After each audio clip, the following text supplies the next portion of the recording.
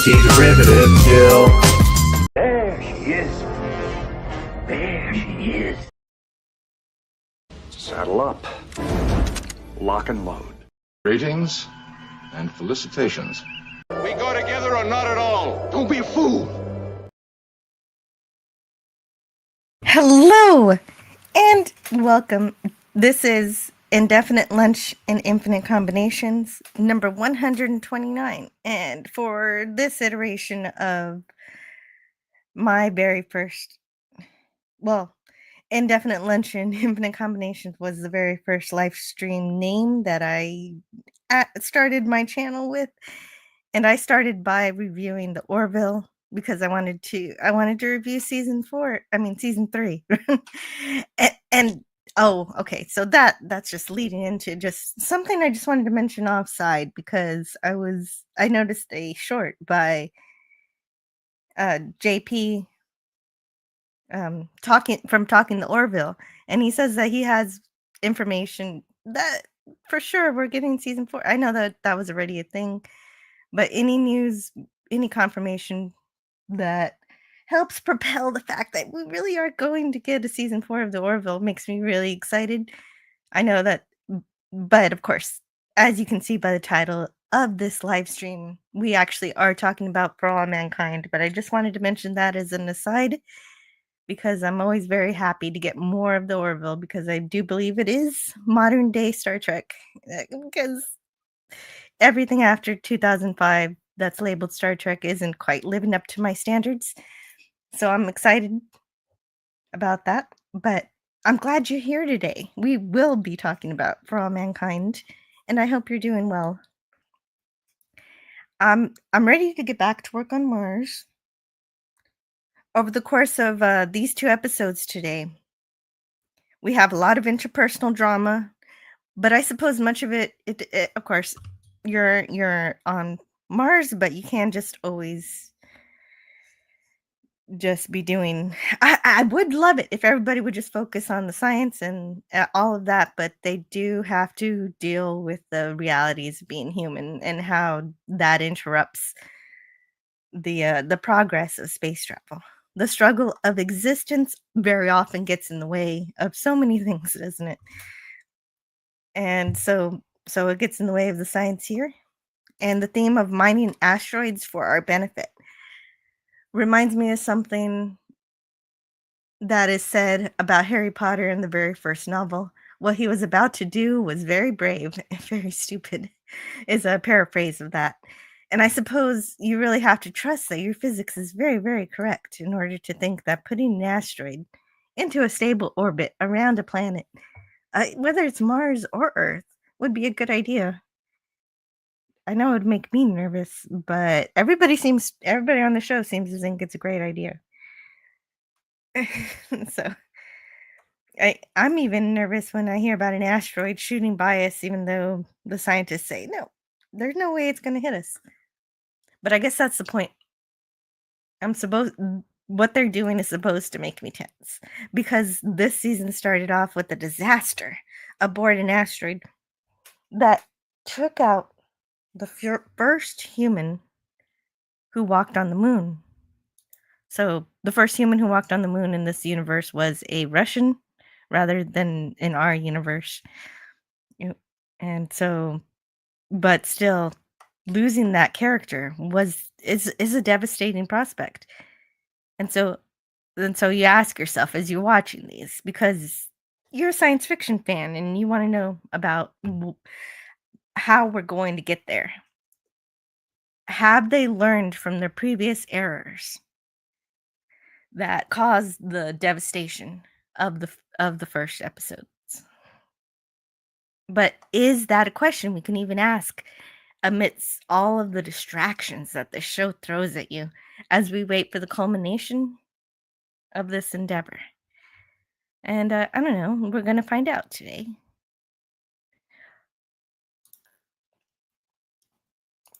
And so we're continuing to review For All Mankind, Season 4. This is the last season that's been officially released. So I'm also getting excited to be catching up with this show. especially as the pressure mounts to deal with this Goldilocks asteroid from these 2 episodes, and I really do. I'm really glad that I decided to review 2 episodes at a time, because reviewing this episode one by one would have been infuriating, but when you review 2 of them, you get enough story that is satisfying. And so we're going to explore these episodes in as much detail as I can. And when Philip gets here, he will share what he thinks about these episodes too. He's got an engagement or a talk that he's got to talk, he's got a phone call. But but until then, we will be talking about season 4, episodes 5 and 6, called Goldilocks and Leningrad are the names of the episodes. And to start off, I want to say hello to the chat. There was Gavin Blackburn was here yesterday. Hopefully he can be here today too. And DJ Knight also acknowledged that I had to postpone this live stream for personal reasons.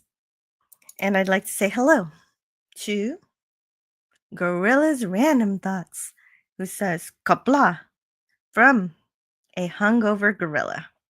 Oh, yeah, I know. Yeah, that's too bad. I'm sorry you drank too much. You gotta moderate. Gorilla says asteroids are like a stripper. All they do is tease us. What? Gorilla, are you saying you want to be hit by an asteroid? I don't want to be hit by an asteroid. I don't know. I like to live. Living is kind of fun.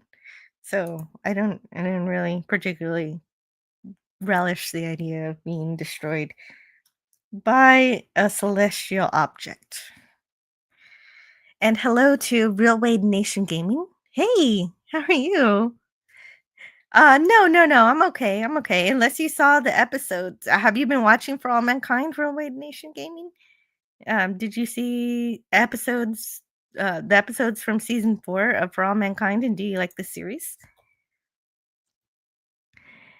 Gorilla's Random Thought says, I did moderate. I moderated the super chats. Oh, yeah. Congratulations. Gorilla's Random Thoughts just recently got monetized, and we're all very excited and proud of him for making it. He's been pushing hard and working extra to, he makes all these great shorts and everything to organically gain all of his subscribers, and he's done a good job of it. So I have been voting for the asteroid every year, says Gorilla. Oh no. Okay, no, not me. I'm always I always want to be an optimist about humanity, whether it's intelligent to do so or not. I I like to think the best of people. Hello to Snortopoopus Q Burr. Great to see you here today. And no, Roid Nation has not seen For All Mankind. So no, I'm okay. I'm doing well. All we're gonna do is talk about this episode, so it shouldn't be too difficult, right? Lemon Pie, hello. Well, on that point of talking about this episode, I better bring up my pictures because I hand select these pictures. And it is I'm not gonna say it's a painstaking process. It's a lot of fun. It's fun to watch an episode and decide what images are the ones that you want to share from the episode, and I hope it's okay to do so. But if not, I have recruited Eric's from Star Trek, the animated series, to become my watermark to indicate that, yes, I do not own these images, and I'm just using them to show a little glimpse at what these episodes are like and how beautiful they are. But you're not going to really know how awesome the show is unless you actually fire it up on your Apple Plus or your Apple TV, rather. It's too bad they don't have They don't have a Blu-ray release of this show, do they? I don't think they do. They should have some physical media releases, but I'm not sure about all that. Anyway, it's a good show, and I'm enjoying it. And I have a problem here and there, and so that's why we're going to talk about it.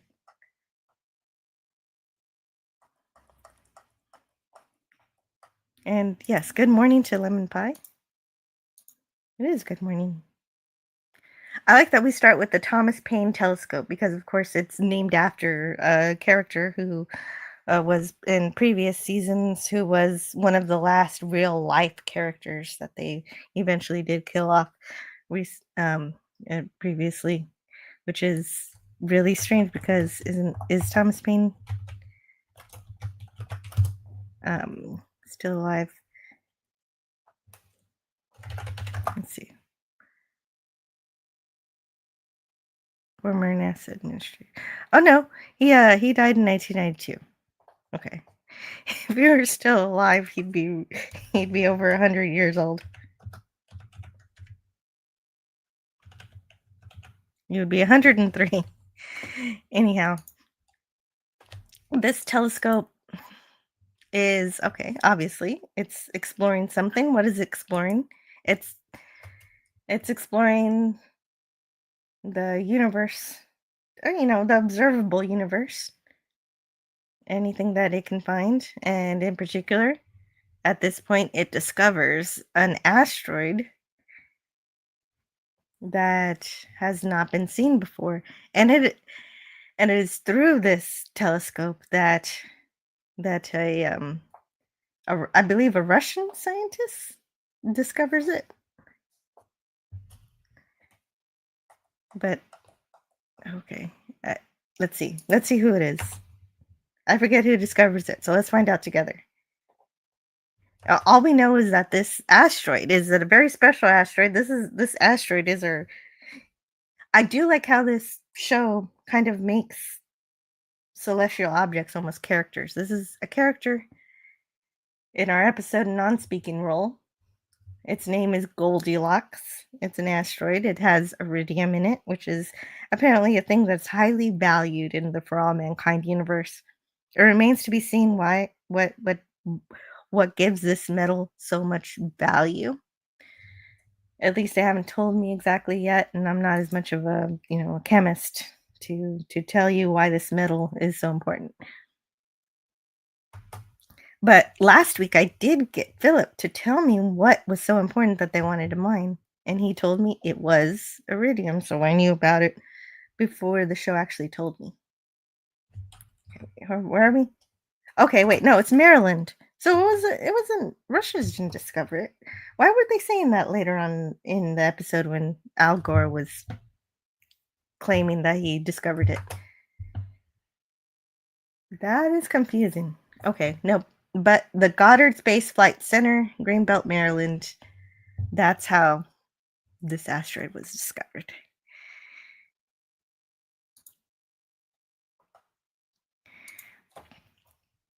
And so but they just call it, before they call it Goldilocks, they call it 2003 LC. And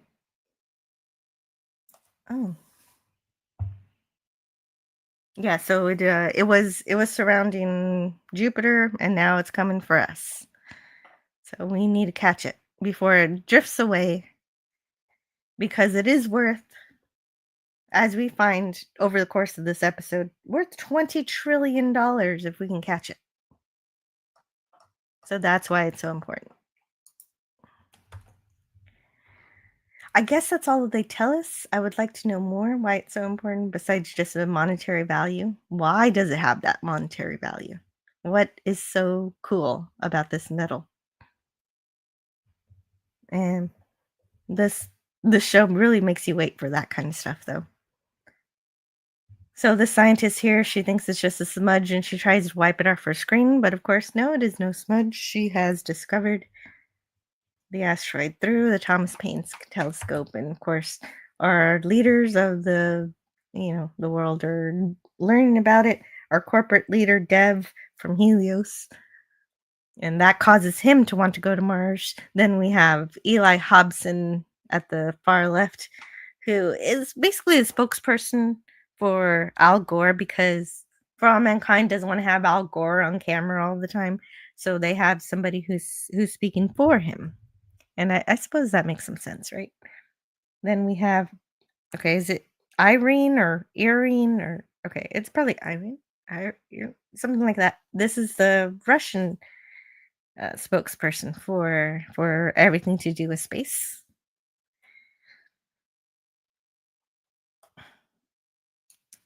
And okay, so the only thing I know about iridium, it's a real substance. It's a metal that's similar to platinum, and I had to look it up to figure out what it is. So, and I guess it is it's used in LED screens, and it's used in cars, so it might be also useful with space. If it's used in cars, then wouldn't it also be useful in a for a spacecraft, right? Maybe. And so there's that. And so I don't know how much iridium is in this asteroid to make it $20 trillion, but it would seem to me to be a lot, or maybe even more than we even need. I want to say hello to Jim's Landscape. He's here. Hey, what a wonderful surprise. Great to see you here.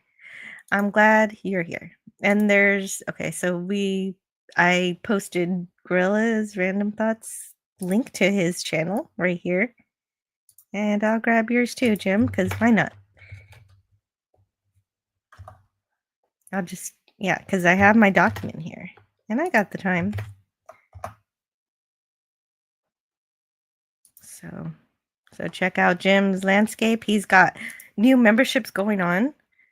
Memberships are available. You can get his fan fiction videos earlier than everybody else if you become a member on his channel.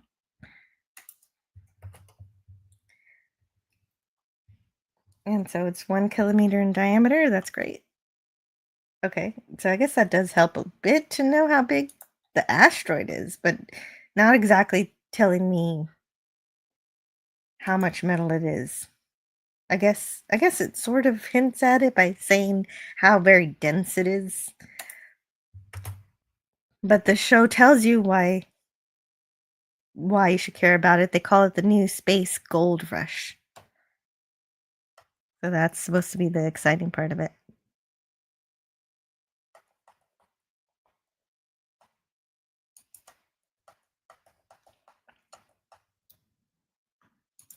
And so there we go. We've got our Goldilocks asteroid. People are tentatively excited about it because the last time we found a new resource, it kind of destroyed jobs for other people in other sectors. And so there's a reticence to be excited about new resources because of how it jostles the economy. But then we get a flashback to the first Happy Valley where everybody is they're rationing their food. There's not a lot of food left, so they have to eat very little to make sure that they can survive for longer while they wait to be rescued. And they're also trying to teach Lee English, and which of course we do see from this season. They were successful. He does know English now. Lee, of course, being the very first man to set foot on Mars. So at the very beginning of the season, they show you a boot of somebody who first, the first person on Mars. But what's weird about it is because he's from North Korea, it was just a capsule. It wasn't supposed to be manned. So he ends up being the first person on Mars, whereas everybody else doing the race to Mars. We're second and third. Danielle would probably say she's second.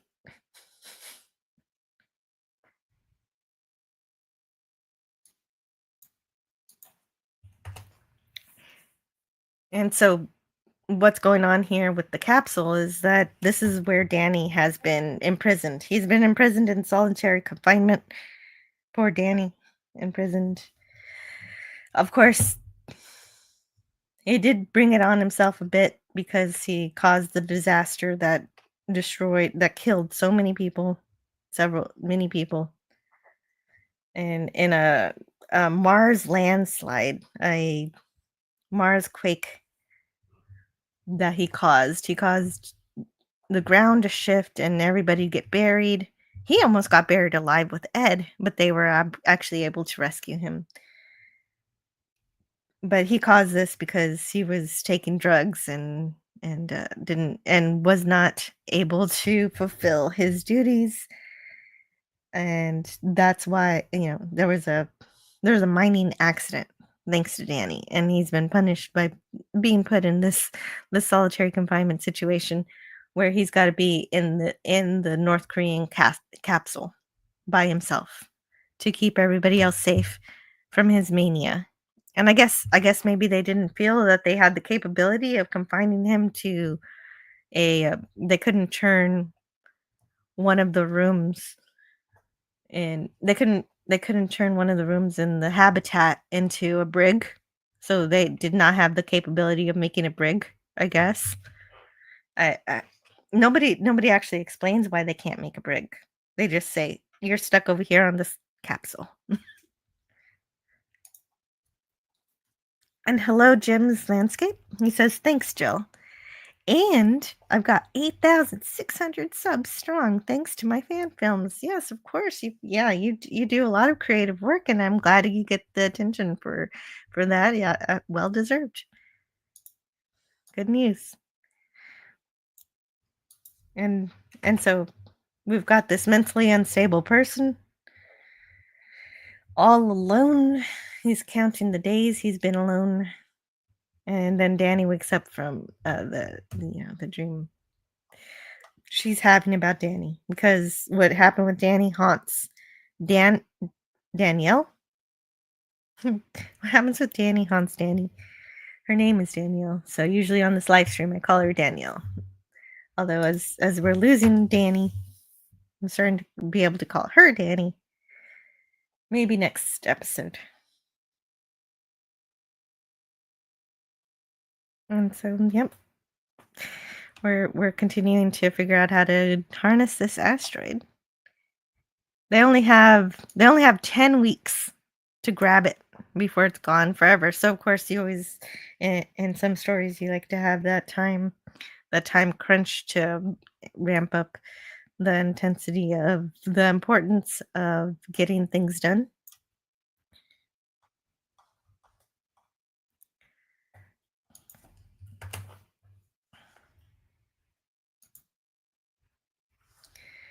So, and of course everybody says, well, Hobson says they have to work together to make it happen. And speaking of working together, Danny's trying to pull everyone together with her XO, who is Ed. But for the past few months, ever since Daniel got rid of his co-pilot, which, I mean, if you want to know more about that drama, that's the last episode. But he's really upset about that. She got rid of his co-pilot, and now he is not confident in his capabilities because he's got a major medical issue, which he's not telling anybody. His hands are shaking, and he's not telling anyone. He thinks he can deal with it. I don't know. It seems really irresponsible and selfish, but not in a good way. I don't really like the way they write it in this season.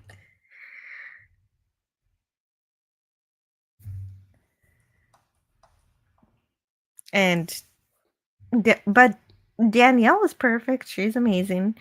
She says, "You're my XO. We've got to be on the same page."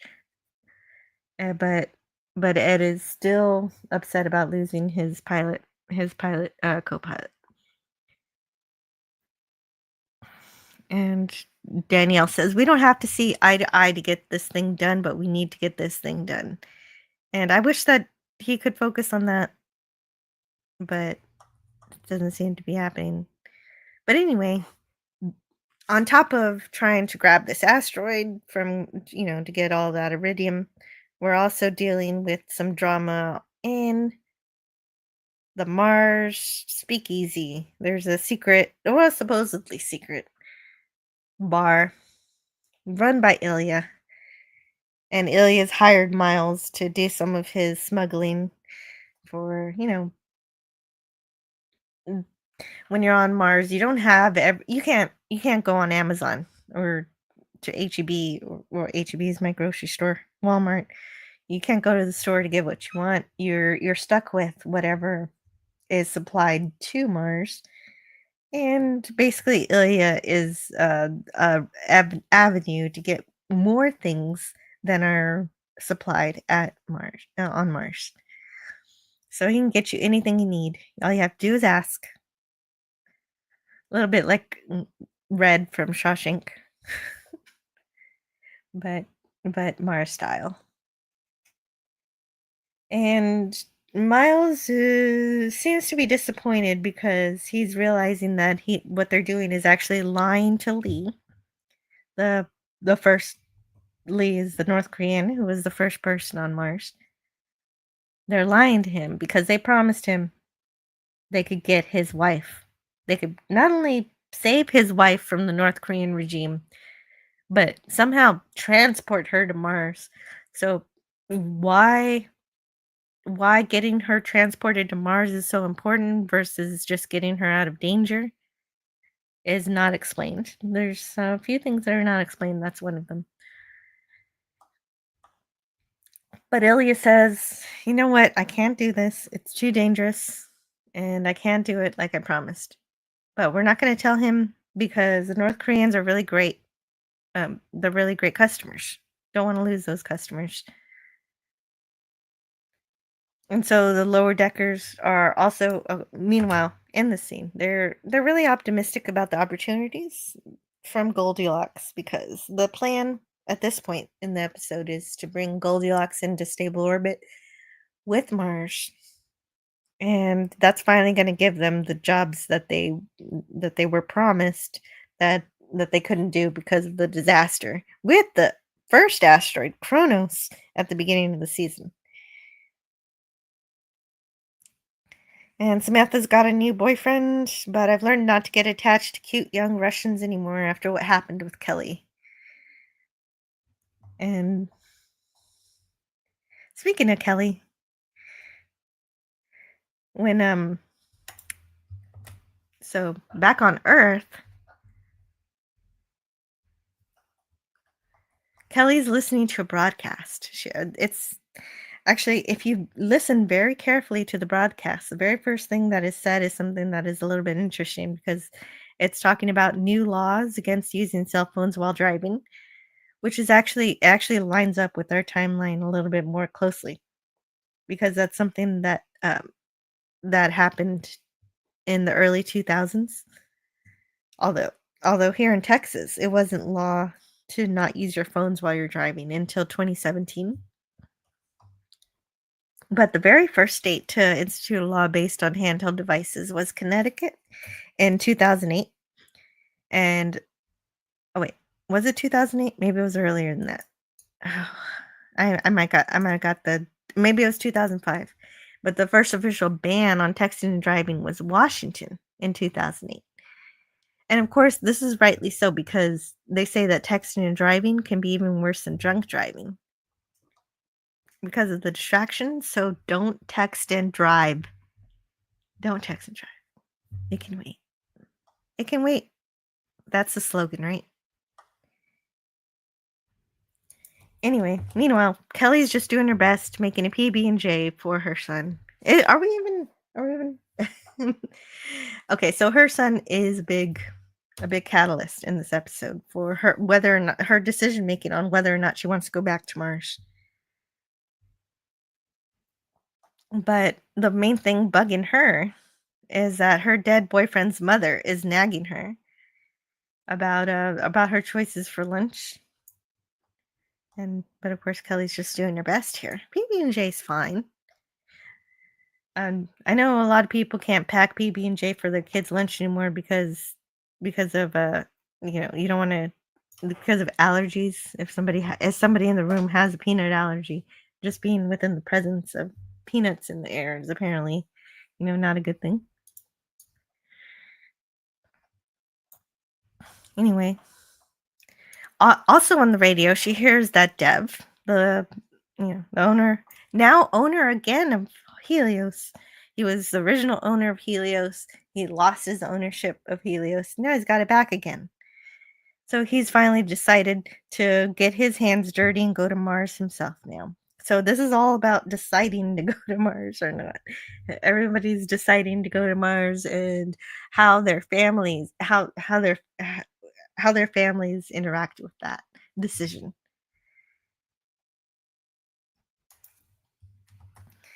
And Dev has decided this without telling Aleda, without telling Kelly, without telling his employees, the rest of Helios.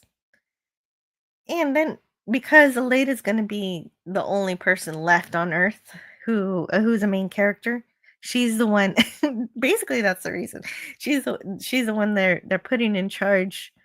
So Dev puts her in charge of Helios to be the liaison between Helios and the rest of the world. So now she's in a diplomatic role, a kind of role she's never been in before. And the reason it's significant is the very first time we see Aleda, we see just how terrible she is with people.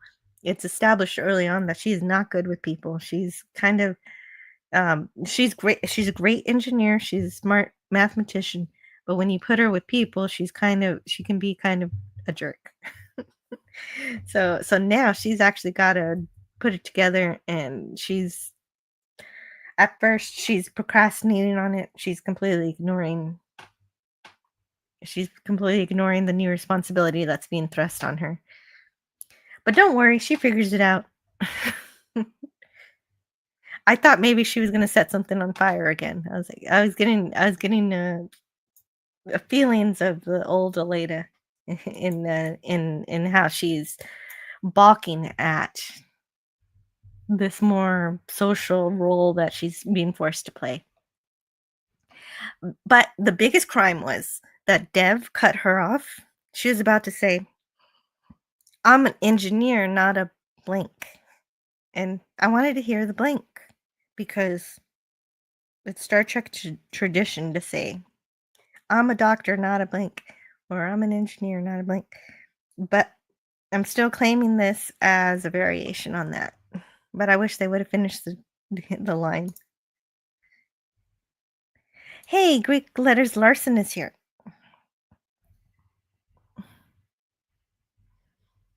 He won't be here for a long time.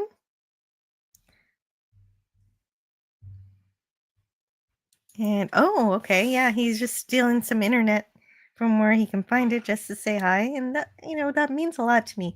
That even if you can't be here for the entire time, you do make the time to say hello. Really great, really great to see you. And I'm in a dark place. Oh, where Wi-Fi is scarce, and they are after me. Don't ask who they are, says Greek Letters Larson. Oh my gosh. Greek Letters, that sounds ominous. I really hope you're doing okay.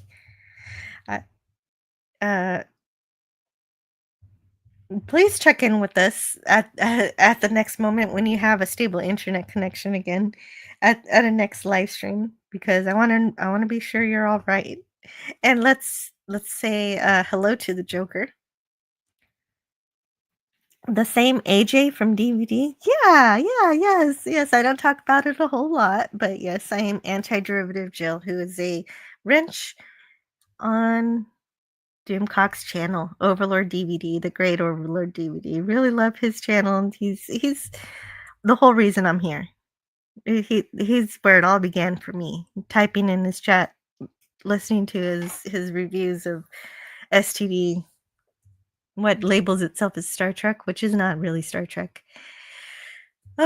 And of course, this is quite a good day to mention him, because later on today, of course, you're going to have pop culture breakdown. He's going to talk about a Western, I think today. This is a movie we love, but I forget. I think it's High Noon. So if you're interested in talking about High Noon or some of the news topics of today regarding pop culture, definitely check that out. Yeah, hail. Good afternoon, good evening. Yeah, for me, yeah, it's almost afternoon. It's still morning for another 20 minutes.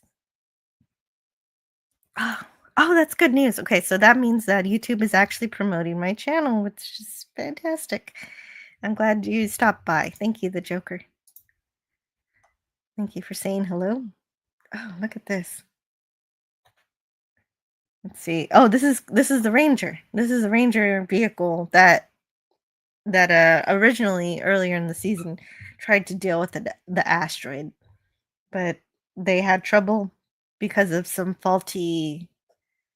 Oh, what was the problem?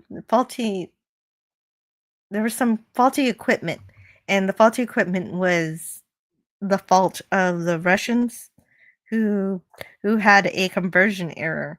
They had a unit conversion error between NASA using imperial measurements and Russia using the metric system. So but hopefully this time they don't get faulty equipment because they're going to be dealing with Goldilocks, and they're going to be dealing with putting that into the orbit of a planet.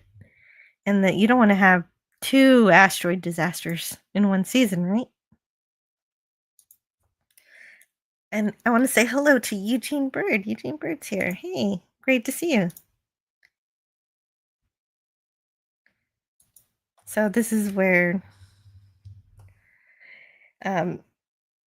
so Danielle and Ed are still clashing. Ed's made assignments. He's made crew assignments without talking to her. They're just not communicating properly, and it's just it's not good for Danielle. I kind of feel upset for her that Ed is treating her this way. It's really not cool. But she ends up acquiescing to whatever crew he's chosen. And finally, Palmer James notices that Ed's hand is shaking.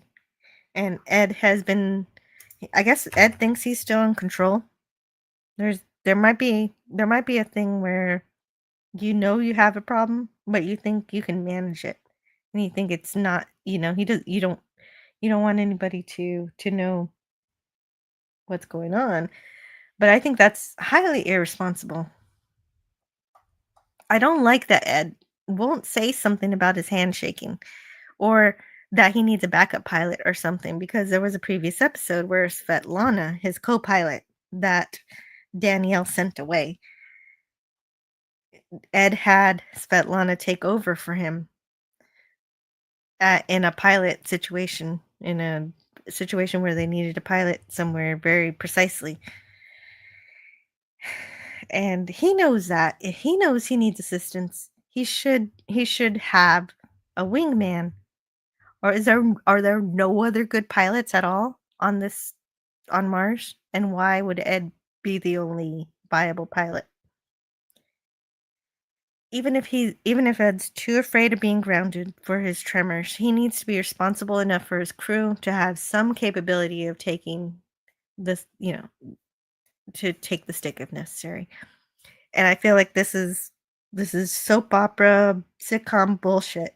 It just feels wrong to me that, because I think that Ed has a lot more honor than this. He has a lot more care for the people around him than this season has been hoisting upon him. It has gone beyond making him seem selfish. It's making him seem extremely pig-headed, and it's stupid. It's ridiculous, and I could understand one perspective. I could understand that Ed's pride might be getting in the way with allowing him to accept that he's got a problem with his hand shaking. Is it Parkinson's? It's some kind of muscular dystrophy kind of problem. I also But I also know at the same time that Ed would not want his crew to die. So why can't he have wingman? Nobody answers this question for me in this entire episode. I don't know. I'm not gonna get it. But you know what? Let's just go drink some beers at the Mexican restaurant, because that's where this episode, it's just like, okay, let's forget about Ed for a while and his shaky hands and go have some Tex-Mex. Tex-Mex is great. And of course, it is at the old location where the outpost used to be, if you've been following our episodes. And Aleda's telling Kelly that she's got to go to Mars because Dev offered her to go to Mars in a previous scene to search for life, because that's the main thing. That's the main thing I'm interested in. This is a sci-fi show, and I realize it's a sci-fi show based on alternate history, but I'm excited to see whether or not they're going to show that you can find life on Mars, because we currently have not found life on Mars, but it would be really fun if we could find some microbes on Mars. And so I'm waiting for Kelly to just say yes to go to Mars so she can find the damn microbes so I can see some aliens. Some real Martians. But Kelly's worried about going to Mars because she doesn't want to abandon her son, which is a good point. She doesn't want her dead boyfriend's mother to take the son to Russia. And that's funny though, because I don't think that's possible. If Kelly doesn't want her child to go to Russia, I'm pretty sure she does have parental rights to say where her kid is. So I don't think that's actually a real threat. But kids, so Aleda says, kids hate you no matter what, so you might as well go to Mars. And that's her experience as a mother. And that's funny that it's kind of true, no matter what. So, yeah, I am a mother myself, and I do all sorts of things for my kid. But I have one who's growing into a teenage, or he's a preteen, and so I'm starting to see the effects of that.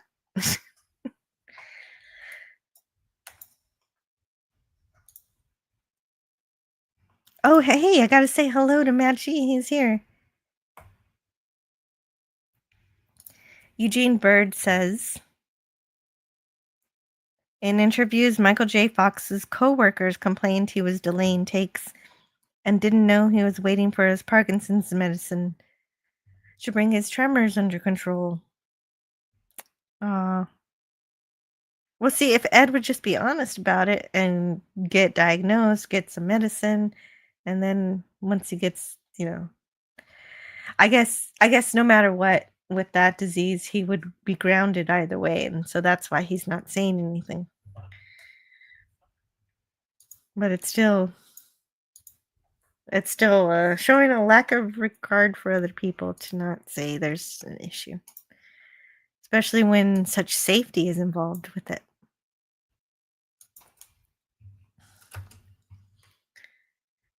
Can you imagine me sitting across from all those M7 reps?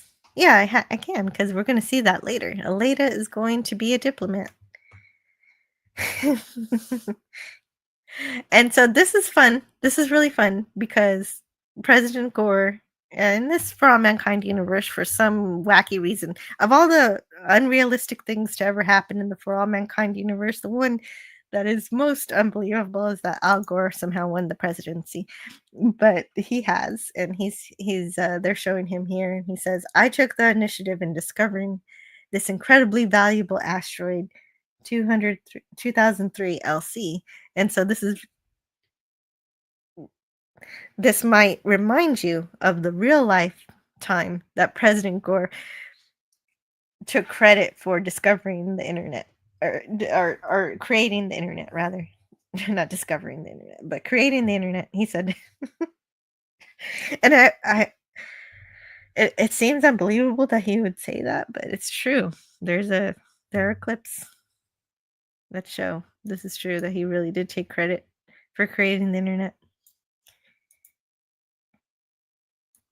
And this, for some reason, even though it was discovered by a lady in Maryland, for some reason the Soviets are upset with this remark.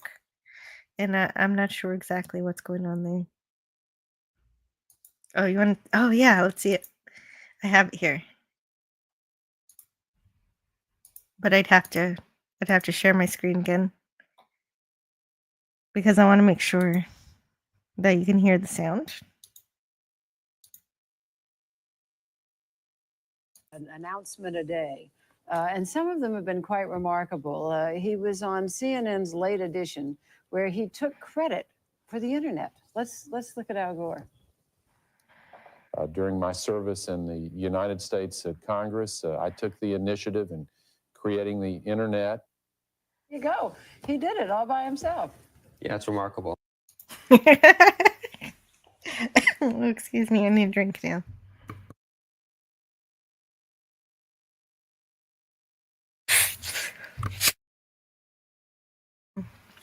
Yeah. So this is so in this show he's doing something very similar, except now he's saying that he discovered the asteroid that has the metal that everyone needs, the iridium, and this is causing a diplomatic incident. Yeah, just like he invented the internet.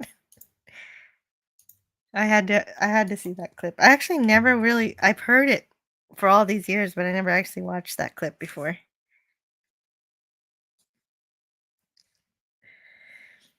And that is not, yeah, that why would he do that? I don't understand. He likes to lie. Oh, and also something else that's really fun is that this is actually a real Letterman clip based on Al Gore saying that he's discovered the internet. We've got David Letterman with his jokes about that. And so this is a real episode. Did I have I thought I had the name of the episode here. If I come across it, I'll mention it again.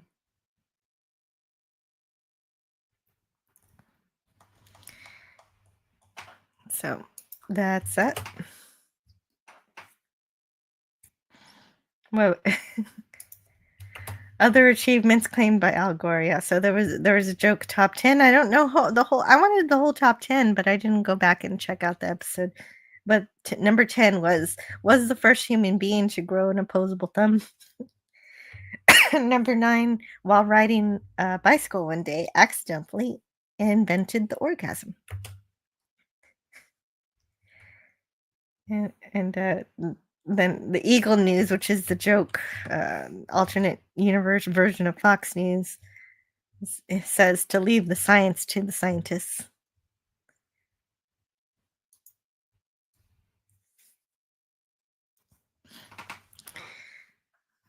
McCain. Anyway, I don't control what the president says. You know that. So Eli Hobson has to answer for Al Gore because he's our voice for him in this season. I don't see how Ranger's gonna de-spin something as big as Goldilocks. And so they're trying to figure out the physics of dealing with this asteroid. And Danielle is determined to get this done. And Palmer is too. Palmer cares about everyone and the safety of everybody. And so he feels compelled to report Ed's physical illness. And I'm glad somebody's taking some kind of responsibility, but I'd rather it have been Ed to admit it. And anyway, they're working on the technicalities for pulling off this asteroid mission. But my problem is they haven't even resolved the previous asteroid mission failure, or unless they've gotten the report from Margot. I didn't need much. I just needed to hear them say that we got this report from the Russians that told us about what went wrong last time. And so that part, at least, is not going to be an issue this time. But there's no confirmation on any of this. But anyway, I'm glad at least Palmer kills this ridiculous sitcom drama by reporting Ed's health issues. And I guess I just don't want to accept that Ed would want to put others in danger like this. It just doesn't feel like the Ed from seasons 1 and 2 that they created from the beginning. They've changed his character so much from season 2 to season 3. And even more so in season 4. And I'm not just talking about aging him.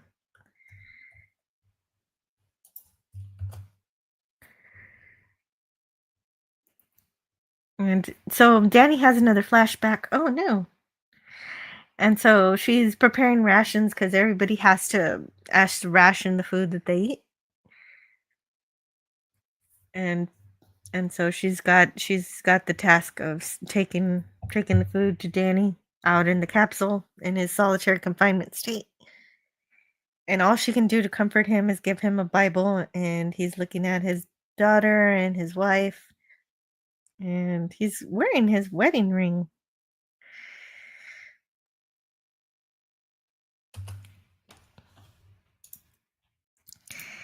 It didn't sound so bad, but he also said he and his wife Tipper were the real life inspiration for the 1970s hit movie Love Story. Yeah. Number 9 was funny. I wanted to see the rest of the numbers. If I would have had more time, I would have gone to the episode. I would have found the episode to see the whole top 10 list. But it's a real episode if you can find it.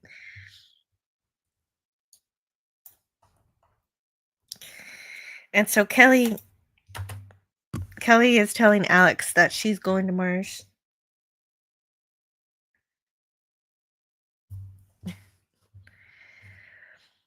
And she explains that kids can't go to space yet. But Alex says, "Hey, my friend in second grade got to go to a hotel on the moon." And she says, "Mars is farther away. It's way more difficult to take children to Mars than it is to take them to the moon. And you're still in school. You've got to stay in school. You got to learn." It's a very difficult thing to explain. That mommy's got to go to work for 9 months, not just 9 hours. And so his grandma's comforting him. It's a lot easier to say it that way than saying, "Oh, her dead husband's mother." I gotta remember, that's Alex's grandma. That's why she's there. Anyway, we have Aleda, and Brant is coming over to say, "Hey, here's have you gone over the information to deal with the meeting that we're gonna have in Russia?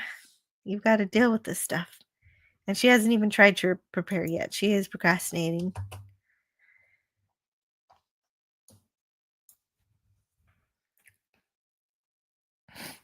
Mm.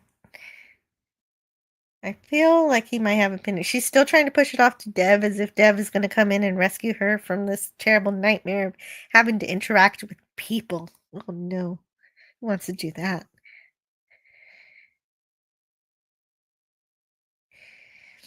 And so we're back to Miles. We're back to Miles' storyline, which takes a drastic turn that I was not expecting over the course of these couple of episodes. But we see why he does what he does, because he is so happy to see his wife happy.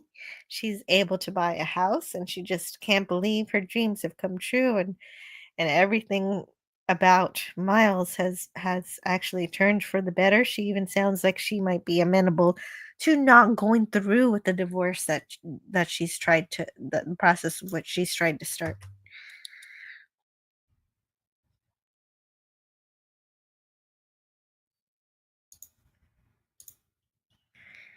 Ah, thank you, Eugene Bird. I always forget. Anytime I share something else, I always forget to share Let me see if there were any images that were really important. That's Alex. That's Alex, Kelly's son. When she was telling him she's got to go to Mars, and then there's Danny. This is Ed, but in a minute, Danny's going to be in solitary confinement and getting a Bible. I think that's pretty much it. Yeah, it's okay. We weren't too far off. Thank you so much, Eugene Bird. You saved me. That happens sometimes. I'm glad you're paying attention.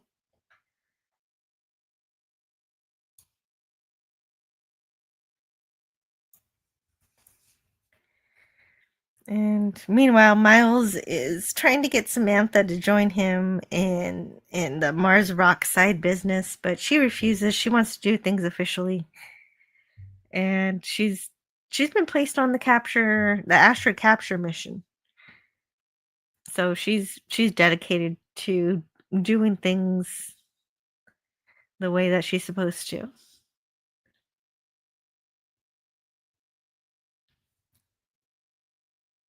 But Miles wants her to join him. She doesn't want to do that because he's making a lot more money, more money even than Ilya's smuggling business. And meanwhile, while he's dealing with the inventory for all the things people want to buy, he finds something that is wrapped with this newspaper that says Mars jewelry made from real rare mineral only found on Mars. So now he knows that Miles in fact did decide to start finding and selling rocks. I don't know how he kept it a secret from Ilya this whole time, but now Ilya knows the truth about the side business that Miles has been hiding from him, but using his resources to follow through with.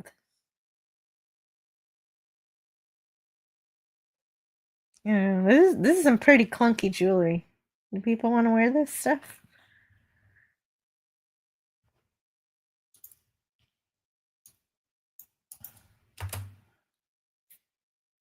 Choice Jewelers. $5,000. It's crazy. Look at this car. This car looks like a modern car, like from today. Does anybody know what kind of car this is? I don't really know cars, but this does not. Yeah. So For All Mankind, I think, is making 2003 have the same technology as our current times, like how they have the robots. The robots that they want to use on Mars to search for life.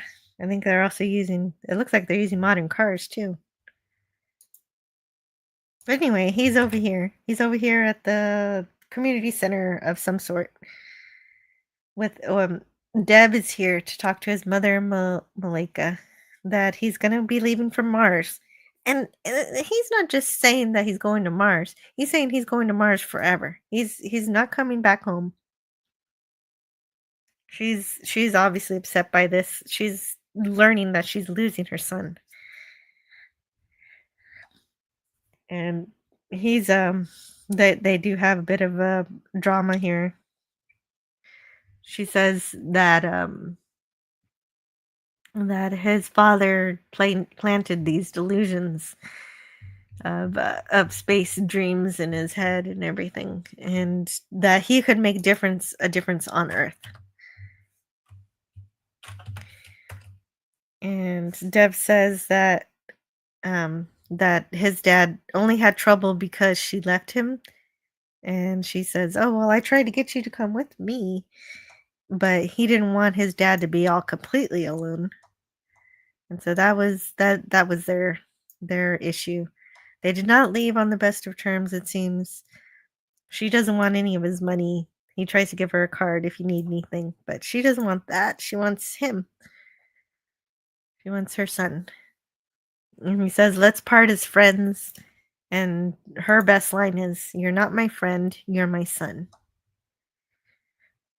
And it doesn't surprise me Deb finally wants to go to Mars, but what is surprising is that he intends to stay there forever. What purpose does that serve precisely? I don't know. Let's find out later because we're going to leave that hanging.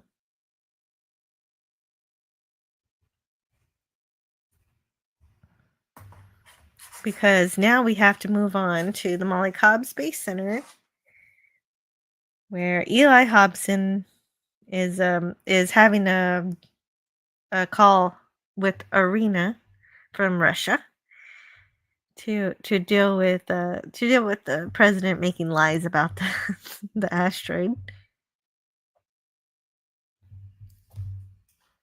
And of course, Hobson repeats what he's been saying before. We need to work together, which is, of course, a theme for the entire show, was working together. And so he says that they have to meet in a neutral location. And Aleda finds out about the summit and discovers that she's got to go to the Soviet Union next week. So I guess they're not doing a neutral location after all. And by that time, Dev will already be on his way to Mars, so he can't go to the summit. She has to do it. There's no choice. And so there's also an ongoing theme in this episode, having to leave your family. So of course they linger on a shot with the family.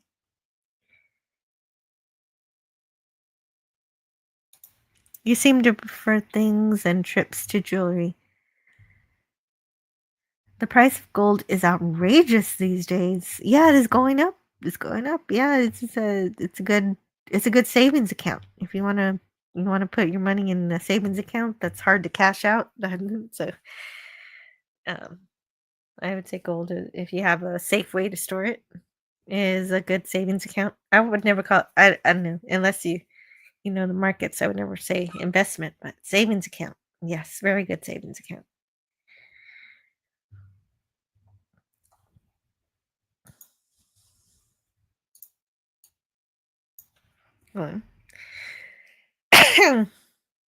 Oh.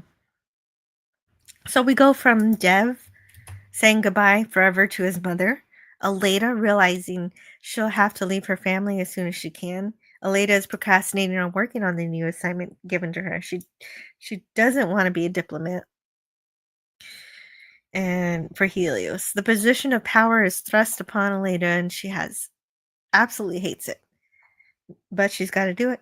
And Kelly's saying goodnight to Alex, looking all over his room on all the space stuff that he's clearly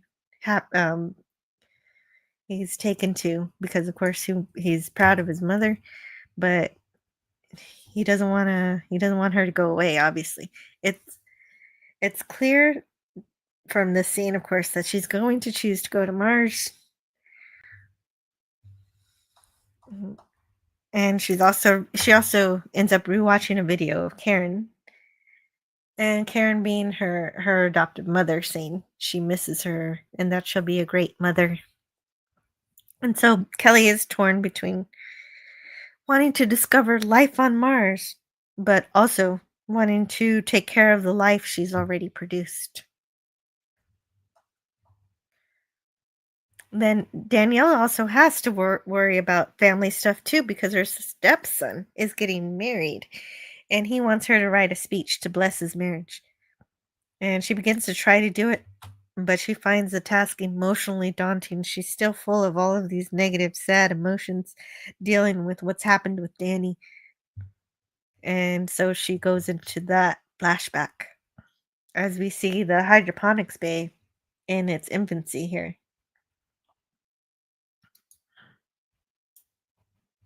And so, yeah, family is a huge theme in this episode, how space causes family to be separated. And the pursuit of science and expanding the reach of humanity into the inner solar system. So we're in another flashback. And in this case, they're really running out of food this time. And Ed volunteers to go with Danielle to give the last of the rations to Danny, saying, "This is the last of it." And so they're going together to the solitary confinement that Danny's been sent to. And after this, there's nothing left. And I had this spoiled for me accidentally as I was just looking up the name of some character and something. I was just looking up a name and I get spoiled. That's why I don't do as much production stuff, research, because I know I'm just going to get spoiled and spoiled. So I'm going to do the production research at the end of season 4. So, excuse me. I knew that Danny would be gone. That he will have killed himself. But I didn't know how it was going to happen. So it was either by maybe he just walked out in his spacesuit and let the oxygen drain from his suit. That's one possibility. Another possibility is that he stopped eating and he starved himself. That might explain why the crew survived, even though it looks like everybody's out of food. So we're not really given the answer to that here. I know they're going to do something, but for right now, all we know, he's gone. And I think we already knew basically that he was gone, but everybody was walking on eggshells talking about it for the first 4 episodes. So this is the first time we see it. Danny was so mentally unstable that he should, I think they should have made a brig for him. I don't know why they weren't able to make a brig so that he could still be in the community habitat. And I had said this last season because solitary confinement would make the happiest person depressed. So this outcome was inevitable.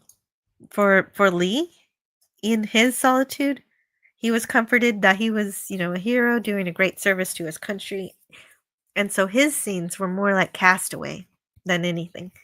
But for Danny, this capsule was turned into a prison. And so his mind, his body, his soul all suffered as he became malnourished, and I'm sure that doesn't help with his mental illnesses. And so there he goes. That's all we know for now on Danny.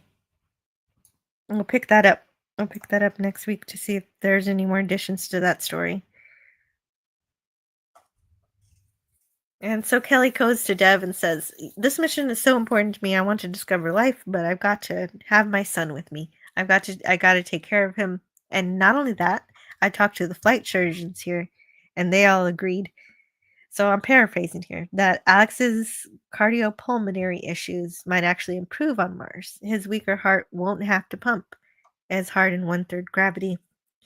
And the higher oxygen concentrations inside the base will help offset his lower lung capacity. And Dev, he's still thinking about his mom, so he says, "Yeah, you know what? Yes, you can bring your son." But on top of that, I think there's more to it than just feeling bad about having to disconnect from his mother. I think this kind of thing is what Deb ultimately wants for Mars. He wants people to colonize Mars, everyday people to colonize Mars, not just the scientists, engineers, and people working and mining operations and stuff like that. He wants families and normal life to thrive there. So that also must be why he agreed. And of course, Elton John in The Rocket Man would not agree, as we iterated last week. Mars ain't the kind of place to raise your kid. But let's see if Kelly can prove Elton John wrong.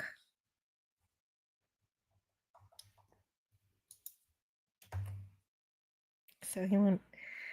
Yeah. So she promises he won't interfere with the base, with the functionality, but she can't abandon her son.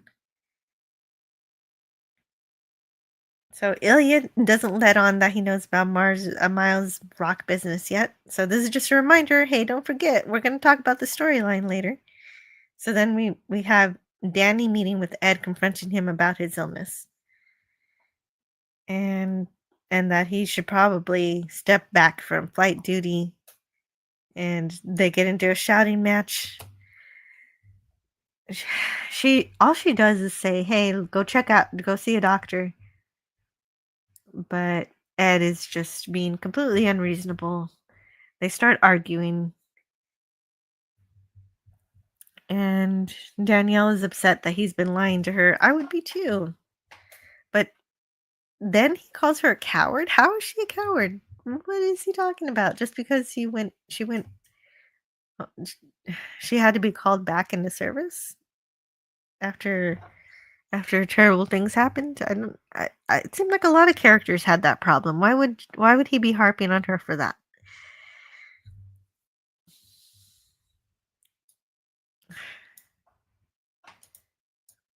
Um, he says, "What are you gonna do? Put me in the North Korean capsule?"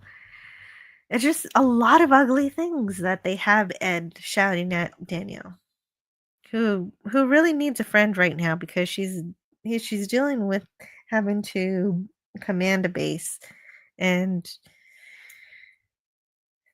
deal with capture this asteroid.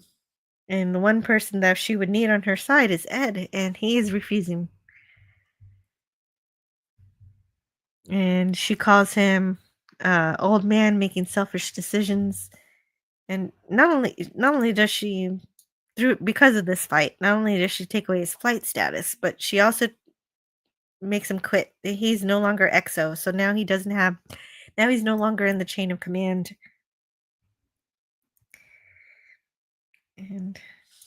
And so that happens.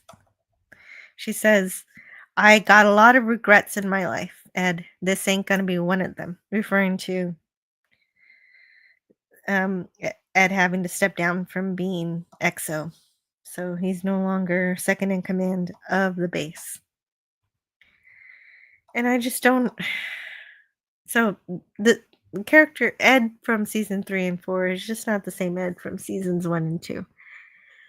So Ed has always been kind of a jerk, but he cared about others also. He had honor. He was so guilty that he didn't actually land on Mars. I mean, the moon rather.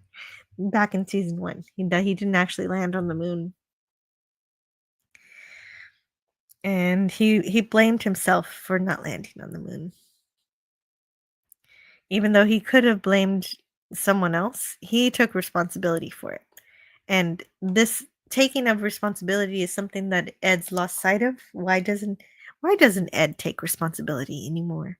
That was something that was part of his character very strongly in seasons 1 and 2 that's been ripped away from him.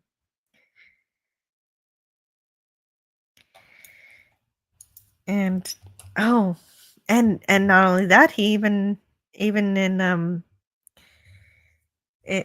in a previous season, he destroyed the sea dragon and basically stopped the entire world from going into nuclear war. Maybe he needed a little bit of a push to do it from his crew, but he did it.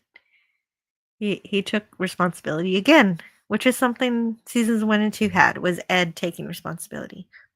He's always been flawed, so I don't mind him having flaws, but they're taking the selfishness a little too far.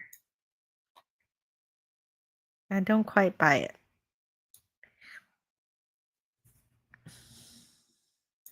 But that's episode 1.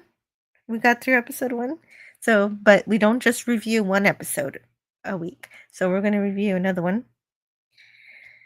So that was Goldilocks. And that's the change in Ed's character that I wanted to highlight. And the songs in the episode are called "Our Walk Fills the Pews" by the Hot Snakes at the Speakeasy. And okay, this is the hey, it sounds like we have a guest, and we do. It's Philip. Hello, Philip. How are you doing today? Hey, Joe. Hey, chat. Sorry about the delay. No, but yeah, doing well. I'm looking forward to diving into the episodes. Great. Oh, okay. So I just finished discussing Goldilocks. Is there anything you wanted to add to that episode? I went through all my notes I for that.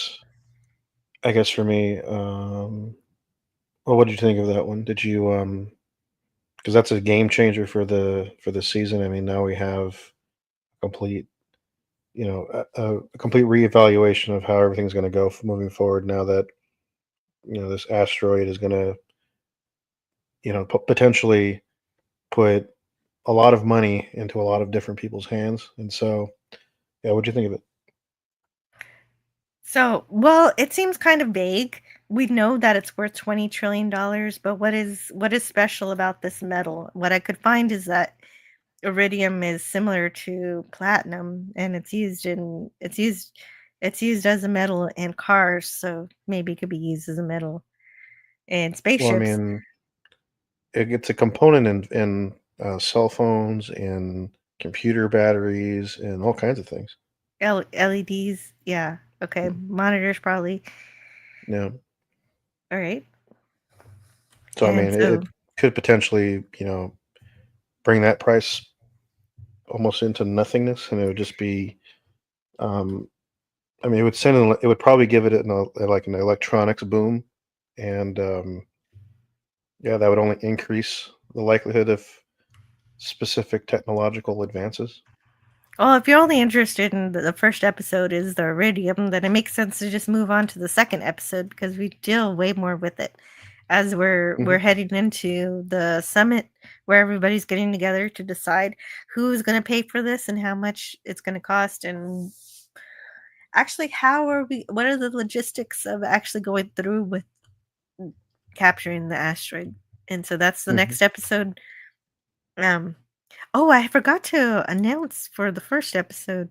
The first episode that we reviewed was episode 5 of season 4, called Goldilocks. It was aired on December 8th, 2023, written by Jovan Robinson and directed by Sylvain White.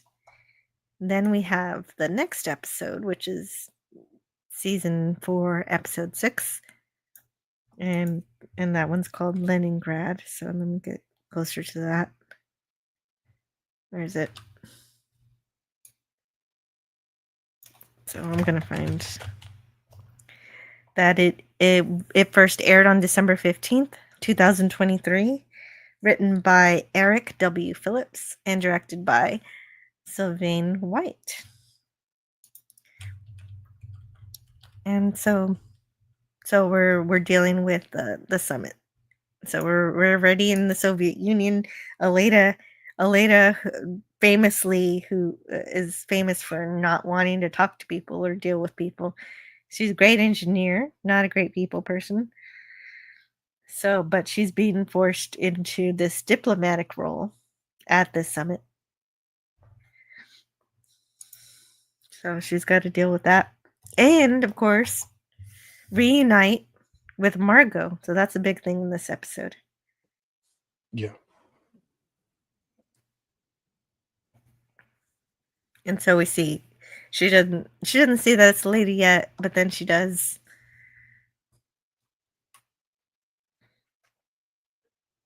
And Arena is representing Roscosmos for the Soviet Union, but she's also got an earpiece, and Margot is talking into her to tell her information so that she seems more knowledgeable than she is about the whole situation. Because Margot herself cannot go because she's not being revealed to the world just yet. Mhm. And so they're having this meeting. It's cool to see Raw Mankind's production of what the meeting looks like, and then what the monitors would see and project.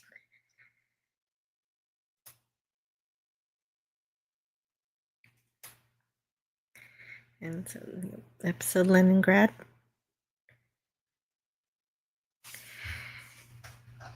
And so that's, yeah, so they're going to deal with that asteroid, what to do with it. And so we start with Ed. He thinks so. He's been fired from being XO of the base. Danielle fired him after they had their altercation, and so he thinks that he's on. He thinks he's on some kind of extended leave. So he's just exercising, cleaning up, and all of that. And looking forward to seeing his family arrived on Mars. So that'll give him something to do. He can babysit.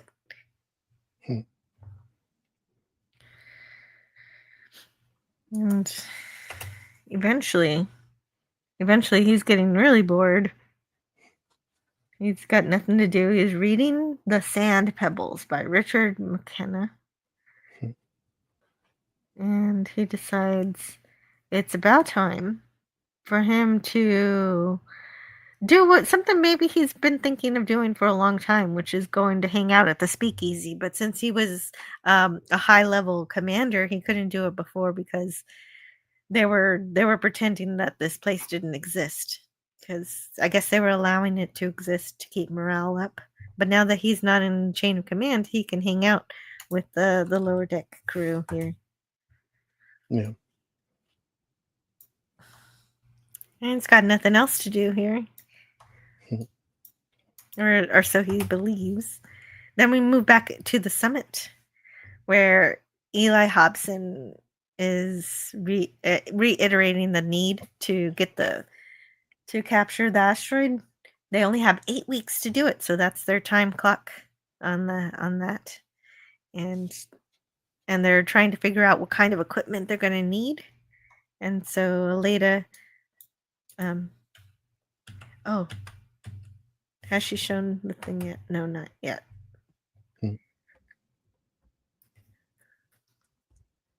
And so she says, we're going to need to design and build a fleet of 200 new microgravity rovers capable of ongoing operations in and around the asteroid. We also need to design, build, and sustain 2 orbital platforms on the base of mining operations, along with 45 new AmSam hoppers to facilitate personal and cargo transfers between the expanded Happy Valley facility and 24 massive cargo haulers with nuclear fusion reactor powered ion drives to transport the iridium to Earth. And this is just page 1. Yeah. So that's so what they really need. The total numbers are 11 new spacecraft and 2,500 individual vehicles, and everybody's shocked at the craziness of and Margot sitting in the background's like, you know what? By my calculations, we're gonna need 4,000 vehicles. Yeah, it's an ambitious project to pull off. Yeah. It'll cost, even though they expect to reap $20 trillion, it's going to cost $2 trillion, which is absolutely an enormous cost. And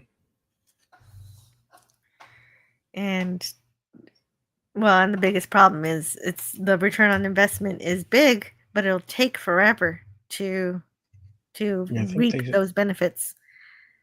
Because doesn't she say it'll take 40 years or something like that before anybody reaps the benefits? 35? Yes. 40 is close enough, but it's still ridiculous. That's like a life, a generation. You got to spend $2 trillion now, and then in 35 or so years, you're going to get a return on it. That's 10 times that. But yeah, some people will probably not prefer to wait that long. Yeah, and politics moves a lot faster than that, and people will want more immediate benefits. Unfortunately. And so that's that.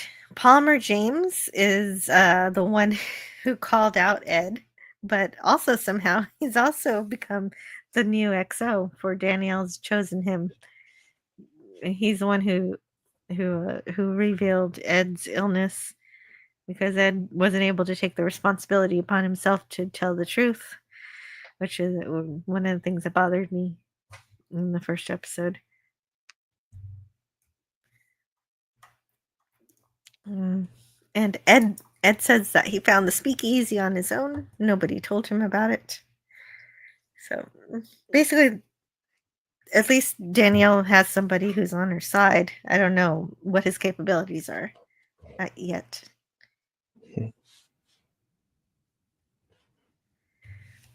But Ed says he found the speakeasy on his own. Nobody told him to when he's talking to Ilya. And there are just way too many patrons of the bar for people not to know about it.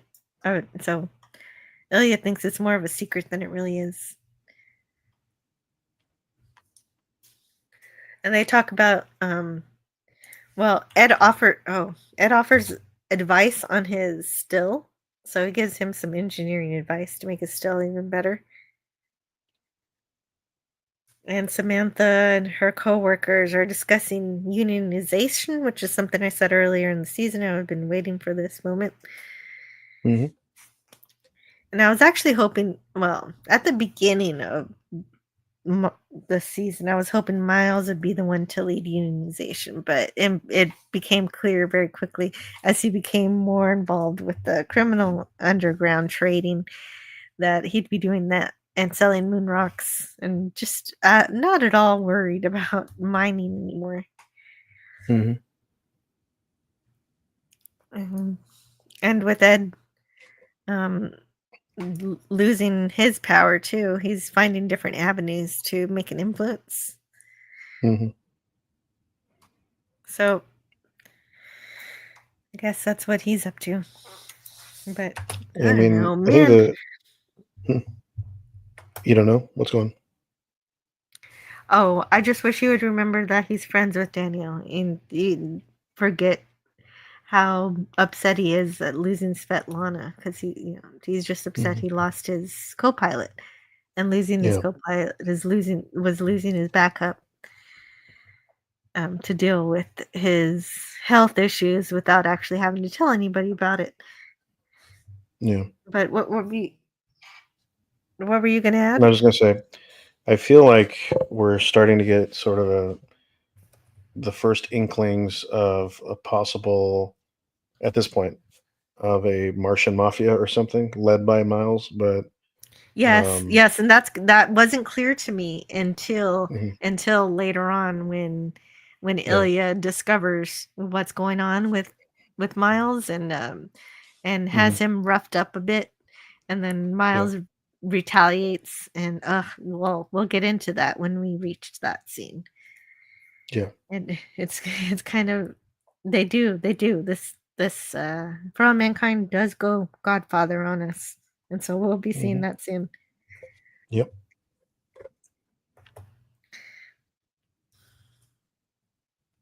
So at the summit, Irina and Eli and Aleda are all talking, and Aleda tries to argue that they're gonna get their money back, but it's gonna take 30 to 40 years, and the only people benefiting immediately will be Helios. And so eventually, Eli says, "Hey, wait, maybe we can offset some of these costs by bringing the asteroid to Earth instead of Mars." Yeah. And Margot is amenable to this. She says that that's possible, and that changes the return on investment from 40 years to 5 years. Mm-hmm. Because then they already have all the mining equipment from mining helium-3. And so that's something that's what the plan's going to be. So all they have to do now is figure out how to get the rock in stable orbit with Earth. Well, not only is the new timeline, if they move the asteroid to Earth, significantly shorter, but it's also within the bounds of a presidential, two-term period. So this would be very exciting for somebody like President Gore, who obviously wants to see that through. And so, I mean, having that as part of your legacy, having moved the asteroid to Earth orbit and then having this immediate, relatively turn on investment for during your term or during your time as president.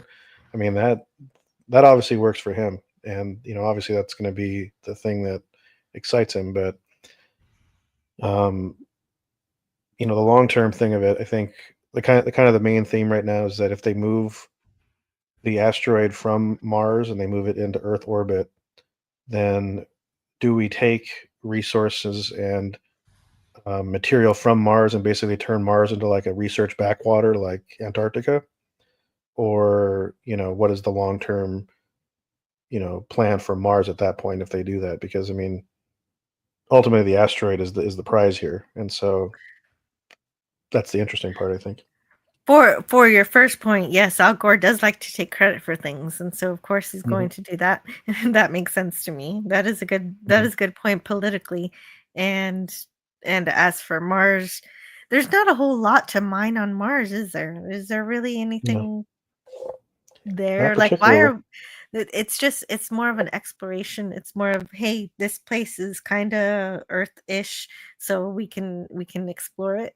But that's most of its benefit is Hmm. probably colonialization more than actual more building the resource of humans in general rather than any kind of mineral or Hmm. anything like that. Well, I mean, as it stands right now, do you think, you know, and this might be a more broader idea, and I don't think we have really gotten to that point just yet right now, but um, do you think that if we cut Mars off as a potential place of exploration, colonization, then we're ending sort of our space exploration effort? Oh, if they decide it doesn't make sense to hang out at Mars anymore because Yeah. we're not getting any financial benefit from it. Hmm. And all we're doing here is scientific exploration. And Hmm. what's the question exactly? What was Well, I'm saying that if they move this asteroid to Earth orbit, there's really no yeah, necessity to go to Mars.